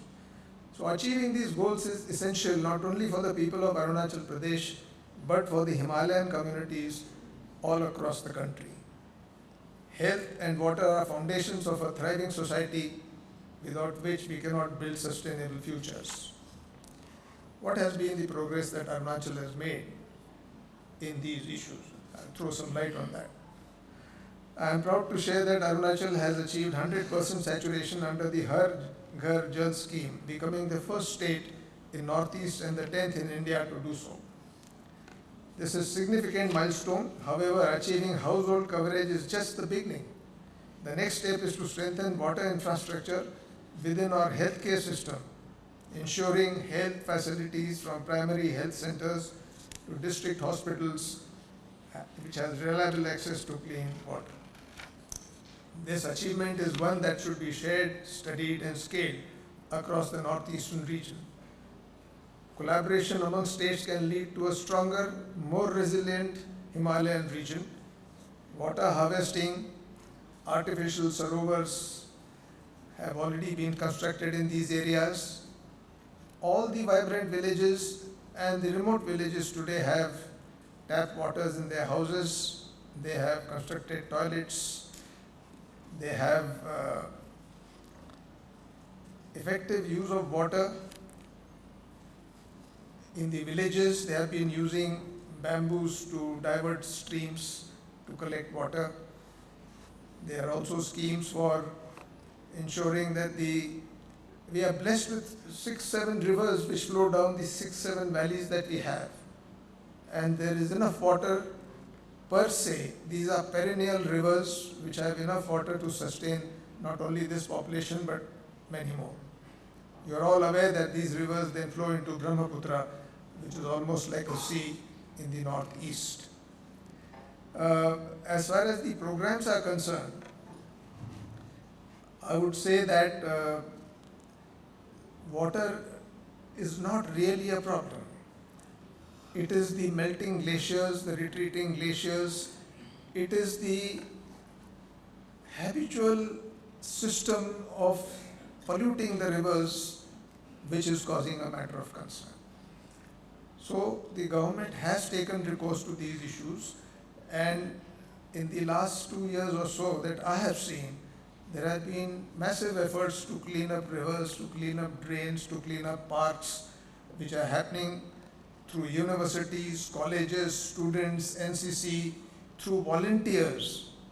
And if you take up the papers, there are 7, 8 of them, local papers, which I read every day. It's very happy to note that almost everywhere in all districts, some initiative or the other has been taken to ensure that we clean these rivers. We are also blessed to have fairly heavy rainfalls in our areas.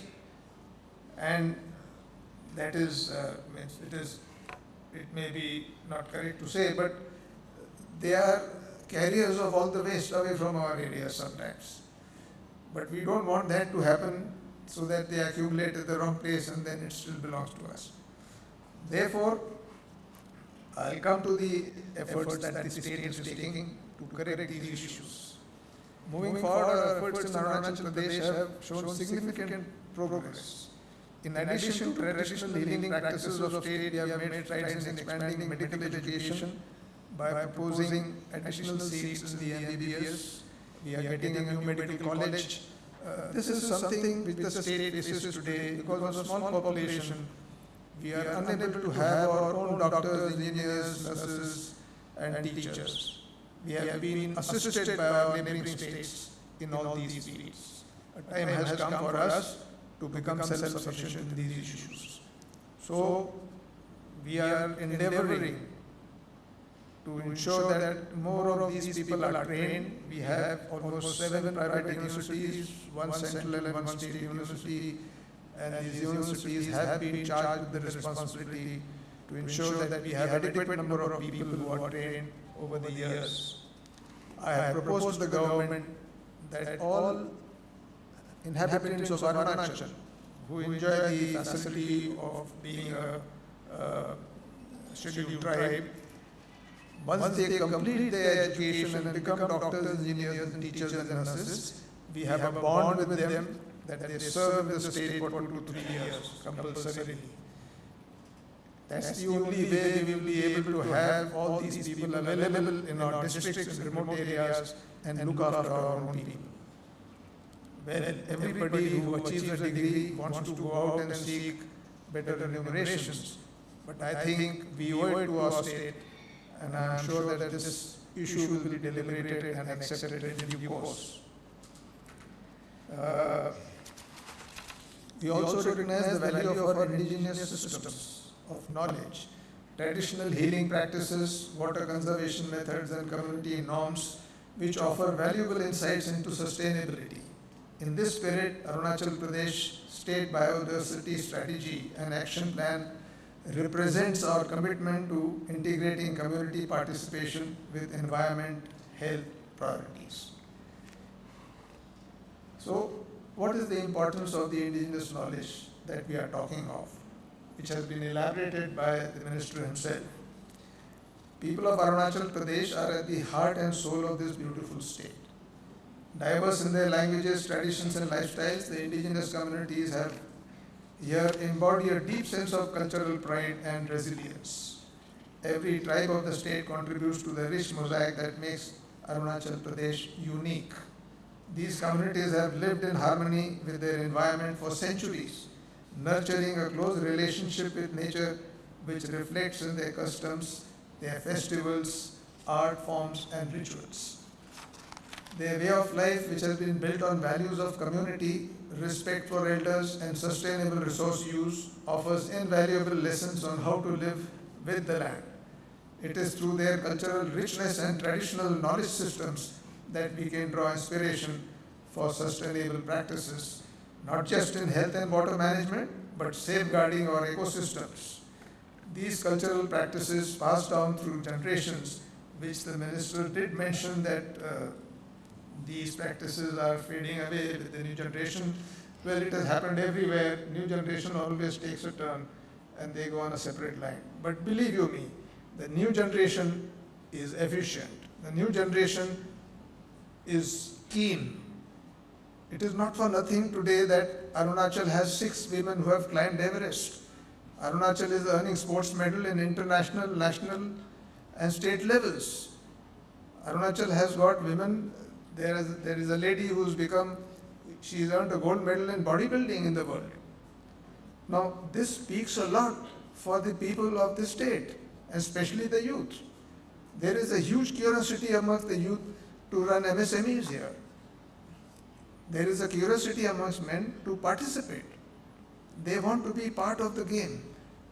And as they get more exposures, they learn. And I am very sure that they will carry on their shoulders when the time comes. Because I've been saying this to the colleges, universities, and the people here, that the dream of Viksit Bharat 47 has been initiated by the Prime Minister now some years back. But it will be these youth sitting today in our schools and colleges who will shoulder the responsibility of acquiring or finishing this task in 47. We all may not be there at that time. So it is but natural for us to groom these students to become good citizens. And while being chancellor of most of the universities and colleges, I have set a standard for Arunachal education system to say that if we want good citizens and we want good leaders here, there are three prerequisites. He should be Shikshit, Anushasit, Prerit. He should be educated, he should be disciplined, and he should be motivated. If we can groom our present generation on these three aspects, I think we will be able to produce good leaders better than us also, who knows, in the future. So I have a whole lot of hope on the next generation, despite their inadequacies at certain times. A lot of them are using drugs, some of them are dropping from schools. Now these issues are being addressed today. We have had to close a lot of schools in the last 2-3 years because in the far-reaching areas, a village has just 10 houses or 12 houses. So there are hardly any students. So either there were no students adequate or there were no teachers. So we closed a lot of primary schools. So what we have learned from this is that because of the dispersion of population and the very thin population ratio that we have here, it is better to run residential schools. And I have seen the change in the residential schools. The children who have been kept there, who are being taught by the teachers, they are being socially and educationally groomed. They really become very smart. Otherwise, when they leave school and come home, there is nobody to take their homeworks. They are generally put on the land to till because everybody has a lot of lands here. So we are trying to improve the system. The implementation of higher education system has also been deliberated. Our education minister Sonaji has been going to various districts, holding Chintan Shivers, trying to talk to the people, asking them what they want and telling them what they will get and how they have to, pursue their careers in whichever stream that they want. Yet another tradition which the indigenous faith people have here, which people may not be aware, they call it the sacred groves. Many tribes protect forests as a sacred space, untouched by human exploitation. The sacred groves of Zero, located in lush valleys of Arunachal Pradesh, are a remarkable example of indigenous ecological wisdom and cultural reverence for nature. It has been preserved for generations by the Apatani tribe. These forest patches are considered spiritually significant and are strictly protected from any form of exploitation, such as logging, hunting, or cultivation. There are seasonal hunting bans and ritual taboos. Communities regulate hunting and harvesting through cultural festivals and taboos. Of late, I have been attending almost all the tribes' festivals, and these festivals all relate to harvesting seasons. We have been following, like some other states also, sacrifices of animals during these festivals. We are trying to make them understand that if you love nature and you love flora and fauna, why kill them? Why don't you worship the animals? Because they give you so much. The change is perceptive. It will come. And I am sure that this change will ensure that we not only say that we take care, but we actually take care of these things. Traditional ecological knowledge, indigenous knowledge about plants, species, wildlife behavior, and climatic patterns, they guide sustainable use of resources. Now, those who live amongst the forests, they are aware of all these issues. All we need to do is to guide them so that the development and modernization which has to take place in the state does not tread over these traditions and customs. So, all development that is taking place in Arunachal, we have built 4,000 kilometers of road in the last 6-7 years. Today we are starting to build a frontier highway. It was a dream in our early years when we served here. To go from one place to other, we had to come down the valley, travel, again go up the valley, again come down, again go up. It took days to reach any place. Now this road starting from Bomdila in the west will go all across the valleys till Kibitu and Vijayanagar. Now imagine the advantage that the people will have, the circulation of people, circulation of goods, and we are a sensitive border state. There is a whole lot of army, paramilitary deployed on our borders. Imagine their mobilization. It takes so much of time.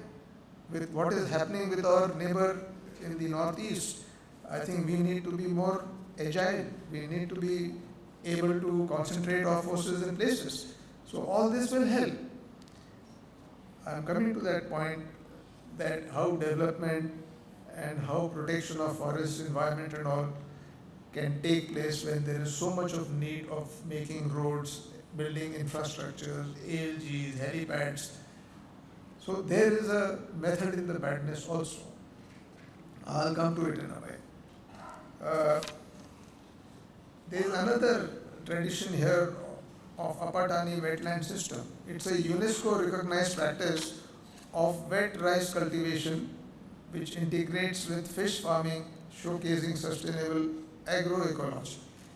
So they have their rice beds filled with water and they release small fishlings in it who just eat up all the insects and all.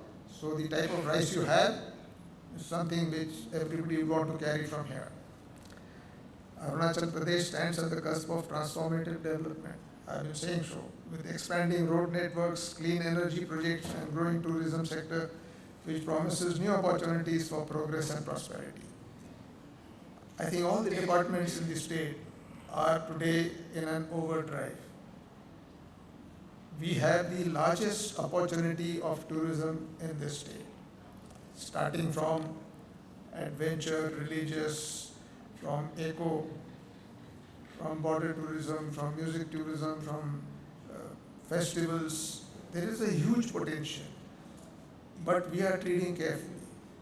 Unless we have the infrastructure ready, we cannot open our gates and just say, everybody come visit us.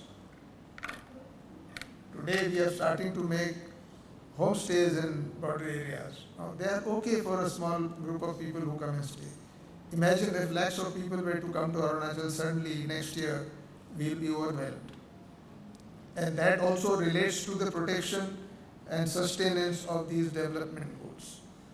So what Arunachal is doing, it is balancing the need of generating economy vis-a-vis ensuring that the environmental aspects are not trodden upon, which is very important. When you discuss these issues, I think a lot of issues will come from the people who are here. So what I'm saying is this momentum is guided by a thoughtful and balanced approach, one that safeguards the state's pristine forests, vibrant rivers, rich wildlife, which are natural treasures and also foundation of its cultural and ecological identity. By aligning development with sustainability, Arunachal is emerging as a shining example of how economic growth and environmental stewardship can go hand in hand. I am sure during the discussions these issues will come up and there will be many lessons to learn and share with the other Himalayan states. In 21, the Arunachal government made a Paquet Declaration. It was a unique climate change resolution involving all stakeholders, that is, government, civil society, and tribal communities, to pursue climate resilient development. It emphasizes nature-based solutions, low emissions development, and the integration of indigenous knowledge into climate action. As one of the first such declarations in Northeast, it reflects Arunachal Pradesh's visionary leadership in aligning ecological preservation with inclusive and sustainable progress. They have taken recourse to banning single-use plastics. If I narrate to you, we have a huge music festival here in Zero every year in September. It's an international music festival. There are thousands of people who come from various states, they come from foreign countries, and it's a massive musical organza there, which goes on for, I think, few days. Some very good things are happening there. There is a total plastic ban. So anybody coming with a water bottle, it is retained. They are not allowed to take. What they do is they issue you a jug with a sling. What you are wearing today, an iCard, there is a jug hanging in everybody. So that is for your 4 days of drinking anything, from water to liquor to tea to anything. You drink, you clean, you keep. And when you go, you can return it back and take your bottle. I saw another advertisement somewhere, maybe it was a joke, but I think it could be done. They take your plastic bottles and put a sticker, 50 rupees, and make you pay 50 rupees there. So that when you come back, you get your 50 rupees by that bottle will come back to you after you pay it. These are some very local issues that they have come up, but they are giving us ideas of how to control large crowds. Look at these tourist stations in the country today. I'll start from Shimla, Nainital, Mussoorie. You come down, they are bursting at the seams. There is no place to stay. If you roam on the mall road, you are just rubbing shoulders with other tourists. We don't want that to happen. So we are already studying tourism patterns in various countries and places. So one example is Kerala, the other example is Bhutan. I have served in Bhutan also. Bhutan is also a largish country, not as large as Arunachal. Its population is even lesser than ours. Maybe when I was there in 2007-8, it was barely, I think, 8 lakhs or so. But they have tourism only in the western part. Thimphu, Paro, that area. And they have made a tourism, a high-end tourism, in the way that people come in aircrafts there, chartered aircrafts, as families or friends, and every person who is in Bhutan spending 5, 10, 15 days, he pays $200 per person per day to the government. But what he gets in return is a fantastic method of how the people, the locals, there is a group of 4 or 5 boys and girls, everything is handled by them. Their accommodation, their travel, what they will see, where they will go, what they will eat. And they make that tour so interesting that they go so satisfied they send more people there. It was only Indians who did not require a visa to come on into Bhutan. Probably now they have started rethinking, because a lot of Indian tourists actually go there. Orissa, Bengal, these areas. And our population is so large. So they understood that if such a lot of people come here, they will be overwhelmed. So they are restricting it. I don't know, there is a middle part to this as to how we can organize our systems. But I am still saying that tourism should not be a means to just earn money and economize. It has to be very carefully arranged and carried out so that you get adequate people here, your people benefit from the tourists for where they stay, where they eat, where they go, what they see. But we don't get overwhelmed by people on the streets who have no place to go or no accommodation available. If you travel from Itanagar to any of these valleys today, there aren't many places where you can halt for a little refreshment or you want to, use the services. All that has to come, and that has to come in a very systematic manner. So we are at a spot where we have everything going. We know what we have to do. Only thing is that has to be done in a very planned and organized manner. I made a mention of the aspects of cleaning rivers, streams, parks, public places. Now, one of the biggest challenges we have in Arunachal is disposal of waste. We have these vibrant villages and we have remote villages where there is heavy rainfall, there is jungle, so there is a lot of slush. Now, if you don't maintain your surroundings, then it breeds a lot of, we have cases of TB, there are some cancer cases. Cancer is more because of lifestyle. We smoke a lot, we drink a lot, we eat red meat. When I went to Trims and met the director and I went and saw the whole hospital, I was surprised at the number of cases there. So he told me, he says, sir, this is lifestyle which is followed by people. So we are now trying to give them advice, how to rectify this. So we have found a good method. Other than the social awareness campaigns that we run, we have installed a community radio in our university here in Itanagar, in the Rajiv Gandhi University. And now we have a plan to install this in all districts. This community radio will give voice to the voiceless. It will bring the communities on air, telling their own people what they should do. If the administration, or if I go, or if the minister goes and tells them, change this is not good for you, they listen to you, but how soon will they, use it as a practice? Takes time. But if their own people are there who are talking and who are telling them that these are practices we need to amend. In their customs and traditions, if they change something, this will not hurt anybody. It will only improve your health.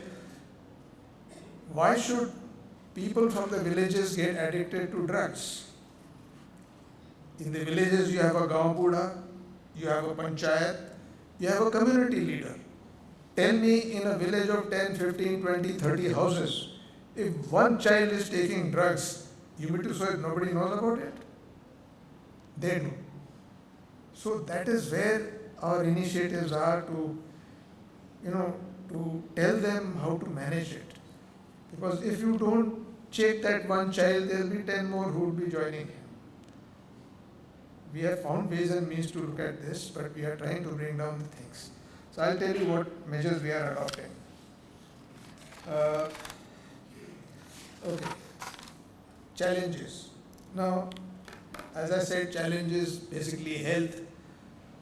So, yes, there is Jan Aushadhi, there is Sarkar Aapke Dwar, there is Drone Didi to send medicines.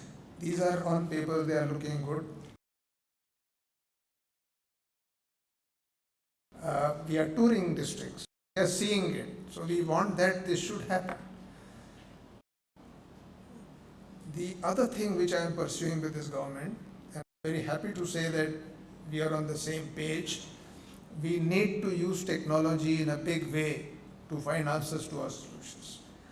I have proposed 4 or 5 different types of applications which we must develop. There is one for vibrant villages. There is one for disaster management. There is third one for anti-drug. And there is a fourth one which is terrain related. Now all these applications are going to be based on satellite imageries and run on a high-end GIS platform. I've had some experience in doing this because before I came here I was in the corporate and we were developing software applications for defense. So we are taking that example here. The anti-drug is almost ready. With the DG police, we have sat down.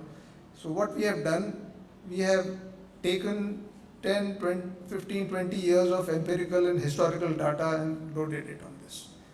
Now when you open this application on a imagery, we have a menu, there is an element of artificial intelligence in that. It shows you all the routes from where the drugs are coming. Now you can't reach where it is coming because it's coming from Myanmar, it is coming from the neighboring state. But it tells you where it terminates. It terminates in our villages. It terminates in houses which belong to us. So the whole patrolling pattern has changed. You are not roaming around along the borders trying to see, lay ambushes and find out who's coming from where. We may not get so many people that way, but we have started keeping a watch where it is coming for distribution. The instances have decreased.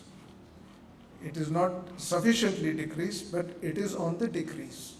The second thing we did was, I was very happy when I went to Tirap Changlang, and when I was in Longding, we had a meeting with the administration, and then the self-help ladies requested me to come to the rehabilitation center there. So before that, they said, you come to our ganging. We went to that mandir, and I saw the ritual, what they follow. Now, when that was done, I found about 20 children sitting there. Now, this lady told me, sir, inse bhi miliye, baatchit kariye. So I asked them, what's your name, what are you doing? They were absolutely normal kids who were doing this or that. So I asked her, I said, why did you want me to specifically meet them? She says, sir, they were all drug addicts. We have brought them out. And what she told me amazed me. She says, we realized in the rehabilitation center, these children are given some medicines, whatever is prescribed, and then they are lying on their bed staring at the roof. Once or twice in a day, somebody takes them out for a walk. They can't go too far, and they just bring back. There is no dialogue, there is no communication. So they are mentally, psychologically, they are depressed. So a group of ladies decided, some amongst them were mothers of these children, they decided to nurture them. They spent hours with them, telling them stories, taking care of them, taking them out. You know, there was somebody to talk to them. And in a very short time, they recovered. Now, this was a miracle, that they could do it in a short time, what was not happening for many years. So I immediately made a suggestion to the Chief Minister. I said, you know, these children should be called here, they should be felicitated, and we must make them the anti-drug ambassadors of Arunachal. Because they will now travel to the other rehabilitation centers and get the others out of it. Who knows better what they go through other than the chap who's himself been a victim of drugs? So we are trying to find methods and means how we can, from health point of view, you know, bring down the parameters. There is already a pressure on us because the Prime Minister has announced to the UN that we will eradicate TB in the country by end of 25. It is right next few months now. But what I find is that this is a contagious disease. So if early detection doesn't take place, then people from the family, neighborhood also get affected. So today the situation is that there are 2,000 cases this year. There are almost 1,800 who will recover, but next year as many will again come there. So we are static at one place. So we are finding ways and means. I am talking of technology. The terrain app is one of the most dynamic app that you can have. It is based on the I said satellite imageries. Today our own Cartosat satellites are orbiting the Earth. We are getting a sub-metric resolution on the imageries. The imageries, when you zoom in, you can see the number plates of a vehicle. It can give you anything which is sub-metric, maybe 2 feet, 1 feet long. Using that and using the AI and running it on a high grade GIS, what can it do? It can give you the cropping pattern of the state, what is going where. So if you have the AI and tell him that I want to see where the poppy is growing. So just at a click, dots will appear, you zoom in, you get the lat long, you inform the district DC, this is the place, go sort it out. Otherwise, nobody will tell you where they are growing. Secondly, it gives you the bathymetric data of the rivers and lakes. Now, we have some glacial lakes in the upper regions close to the boundary. So what I have told the army is, the army has been incorporated as a co-developer for vibrant villages. They are doing a great job. The army and the paramilitary forces have got a great coordination with the population and with the administration. So a lot of good work is being done there. The challenge is that unlike the other states which are on the borders in Himalayas, from Ladakh to almost Sikkim, all their villages are right on the borders. Arunachal, most villages are 20, 30, 40 kilometers away from the borders. There is a huge vacant space there along this almost 800 kilometers of border with China or Tibet. So that's a challenge. We need to protect that area. So we have devised methods how the army and the civilians will work together. In most places, you need some grazing areas for your animals, so they can move with the army closer. They can establish temporary camp there, so they can graze their animals. They can look after the flora fauna. And who knows that the migration which had taken place from these forward villages towards the cities is slowly reversing because all the facilities have reached there. And our aim is in few years from now, the population moves slightly ahead, which helps them to protect this. The third thing this does is that it monitors the lakes and the rivers. You have the GIS tools which can tell you how much inundation will take place when the water levels rise up to X, Y, or Z. It can tell you the seismic aspects of these lakes and these rivers. And what happened in Sikkim, God forbid, should not happen anywhere with the burst of one of the lakes which caused so much of damage. So we are asking the army that as part of adventure tourism, map these lakes in your areas. Take the civilian youth there. Let them become guides. When tourism starts, they can take the tourists on a trek towards the lakes, spend some time, come back. So they will keep getting monitored, otherwise also. We don't have any polluting industry as yet. And we have decided that we will want industries, but food processing, textiles, IT, non-polluting industries will come here. So the government, the people, and the environment is all getting meshed in. There is a huge aspect of cooperation, coordination amongst all. It is not very fully done, I agree. But we are on the right lines. And if we proceed this way, then, like we have said that it is necessary to develop, it is necessary to upgrade your systems. So if on the pretext that we can't disturb the forest, we can't go into a lake, we can't do this thing, then we will stay as we are. But keeping the ecological aspect in mind, the development is going to take place without disturbing the customs and traditions of the tribes here. And they fully understand. We have gone into interiors. I had commissioned one of the electronic media to take an interview in the area of Kibitu, Wolong, the eastern part. I wish you could see it. They have gone round speaking to every person in the village, from Gaon Buda to Panchayat, to tribal communities, to the youth, to the boys and girls who are running small enterprises there. You must hear what they are saying. It's an amazing thing. There is one Yojana called Lakpati Didi. I am sure most of you know it. Today Arunachal has more than 20,000 Lakpati Didis. And what they are doing? They are just going to the farmlands, picking up the farm products. They go to the looms, pick up the handicrafts, hand looms. They package it and they come and sell it in the towns. They earn a profit because it sells on a margin. that money goes to their account.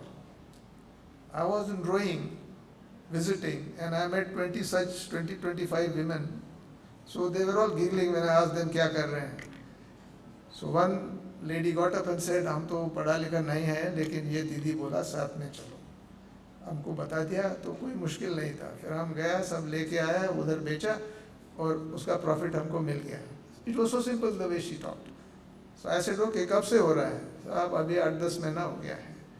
Then I asked the final question, "तो अभी आपका bank में कितना पैसा हुआ?" So she was very shy. She said, "Sir, अब तो 1 लाख से ऊपर हो गया." This is a great success story which is coming from Arunachal. We have so much of potential.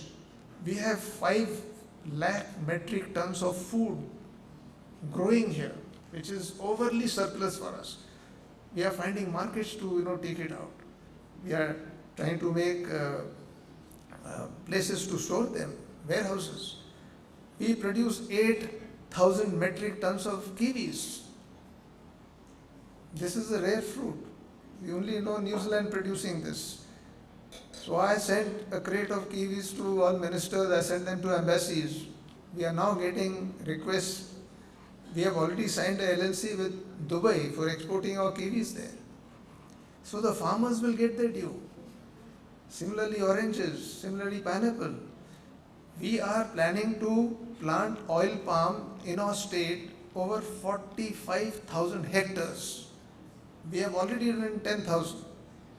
When we do 45,000, India will be palm oil. They will not have to import it from Southeast Asia. There is a proposal to make rubber plantations here. Again, 40 to 50,000 hectares. Rubber is growing here in districts. Moment we start this project, we will be exporting rubber. So we are directly contributing to the economy of the country. The hydropower that we have got, our potential is enormous because of these rivers, but we are careful in saying how much and what we do. We are already power surplus. Three power projects are getting fructified. We will get another 4,000-5,000 megawatts. There are 13 projects which are on the anvil. When these fructify in another 5 years, we will have 20 to 30,000 megawatts surplus which will be on the national grid. The equity will give the state 15 to 20,000 crores a year. Now, we are already making a plan that when we get this money, it should not get wasted. So, public welfare, public benefits, we don't have public transport here.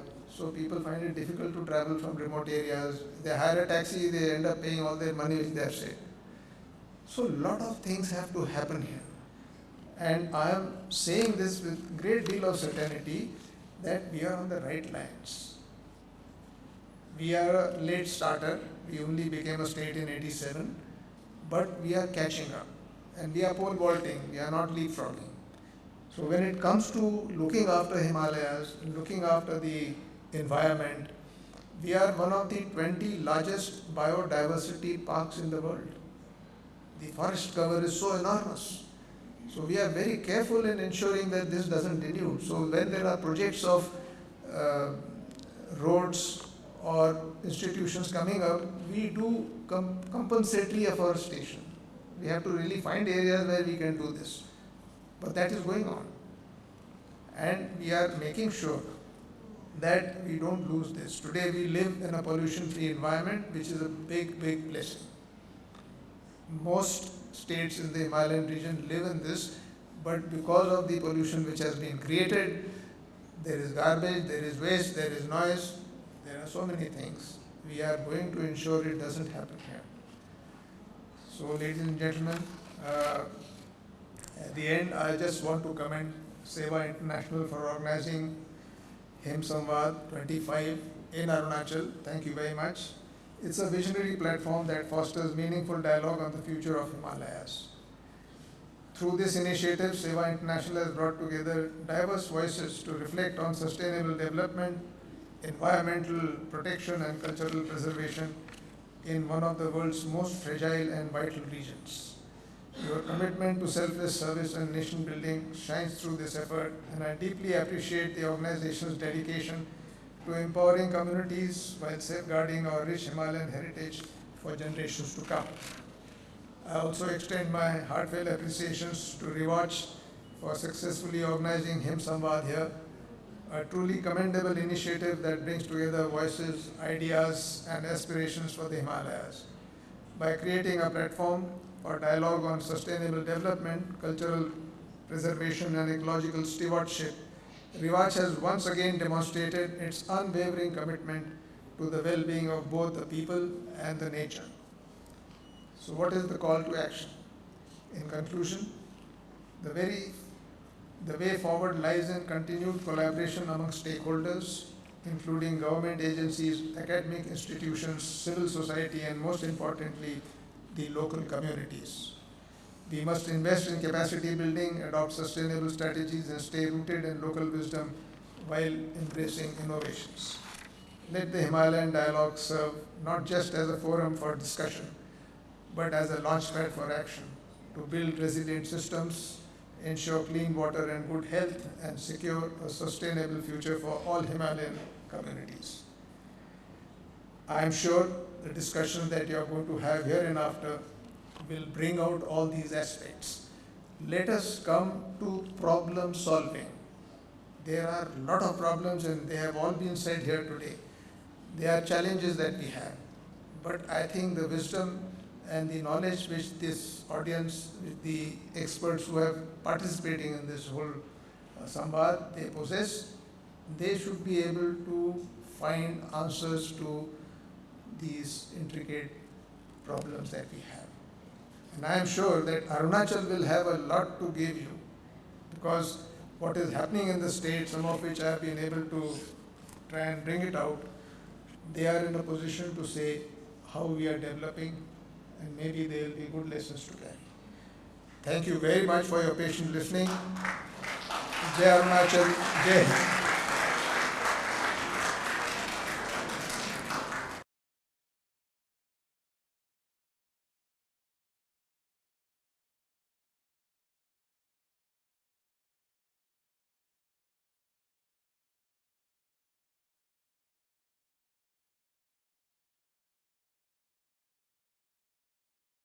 Has not only enriched the spirit of HIMSamwaad 2025, but has also left a deep impression on all of us gathered here.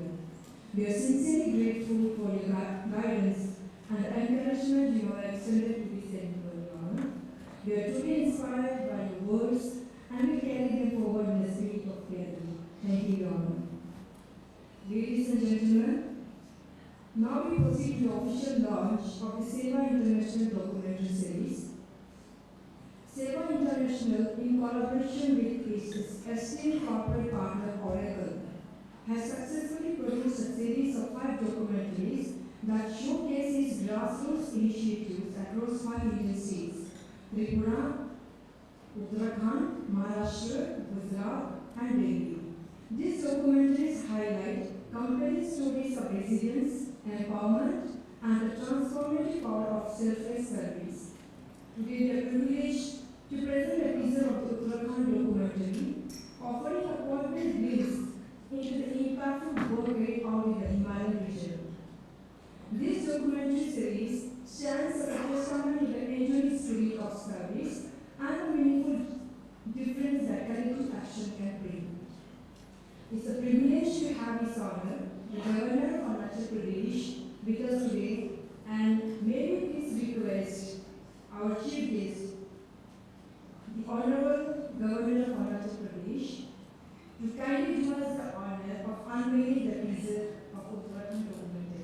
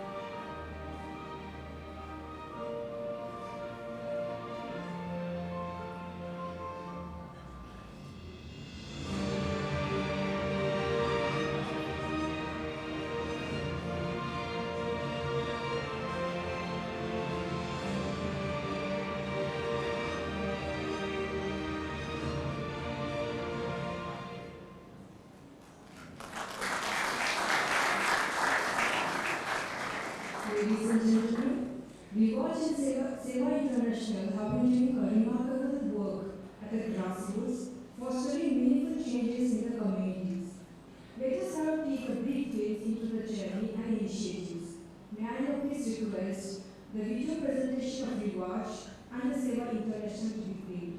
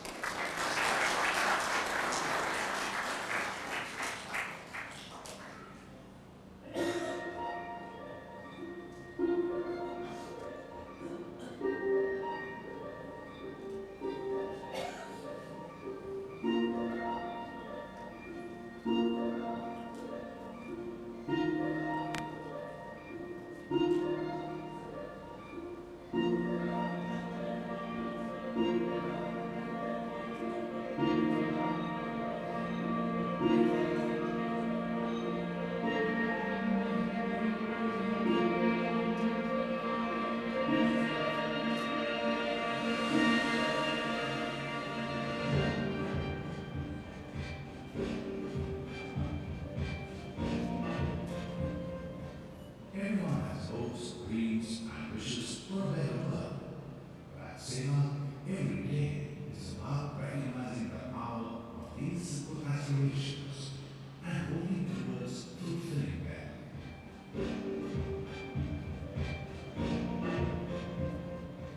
Run by local people for the betterment of their fellow neighbors, Seva International touches the lives of millions every day.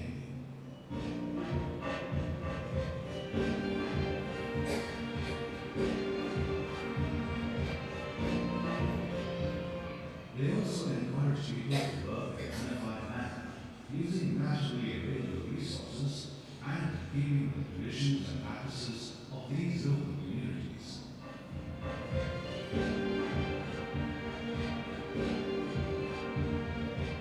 Seva has provided several platforms to enable people to volunteer wherever they are and in whichever way possible through various initiatives spearheaded by the organization. The work is endless and the opportunities to serve galore.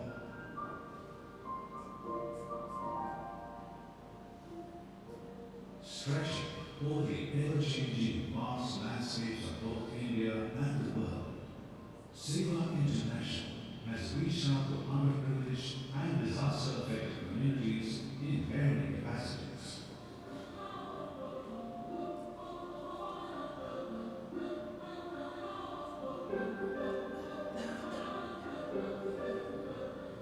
Firm believers in the tradition of Seva Hi Paramo Dharma, the organization strives to serve humanity by promoting volunteer and civic engagement around the world.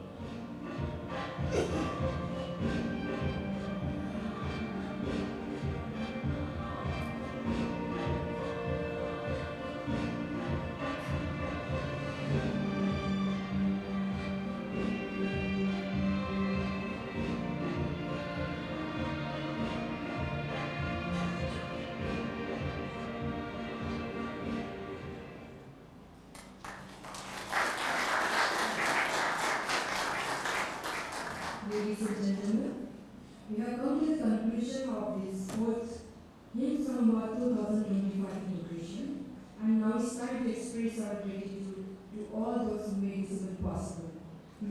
please invite Shri Taratram, Seva International Gate State Program Program, to please extend our collective gratitude to the vote of thanks.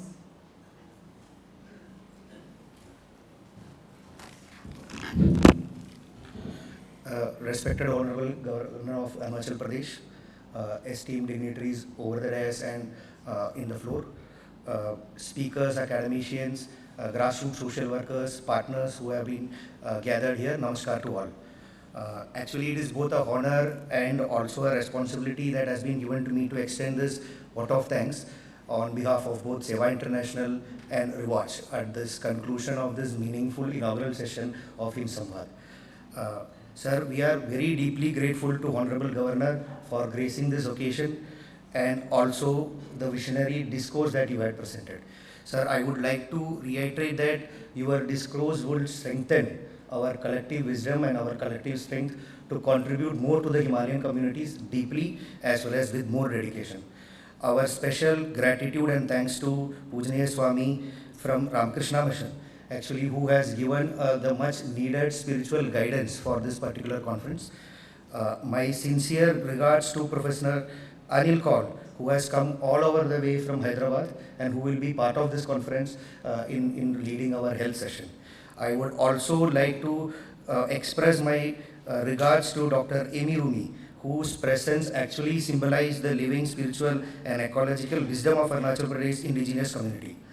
I would also like to sincerely thank all the panelists, all the social workers, the media people, and all other partners who have gathered here to be part of this conference and who will be continuing to be with us. And finally, I would also like to acknowledge the hard work and the dedication of the team who is behind the scenes from both Rewatch and Seva International, be it the volunteer, the support staff, as well as the management.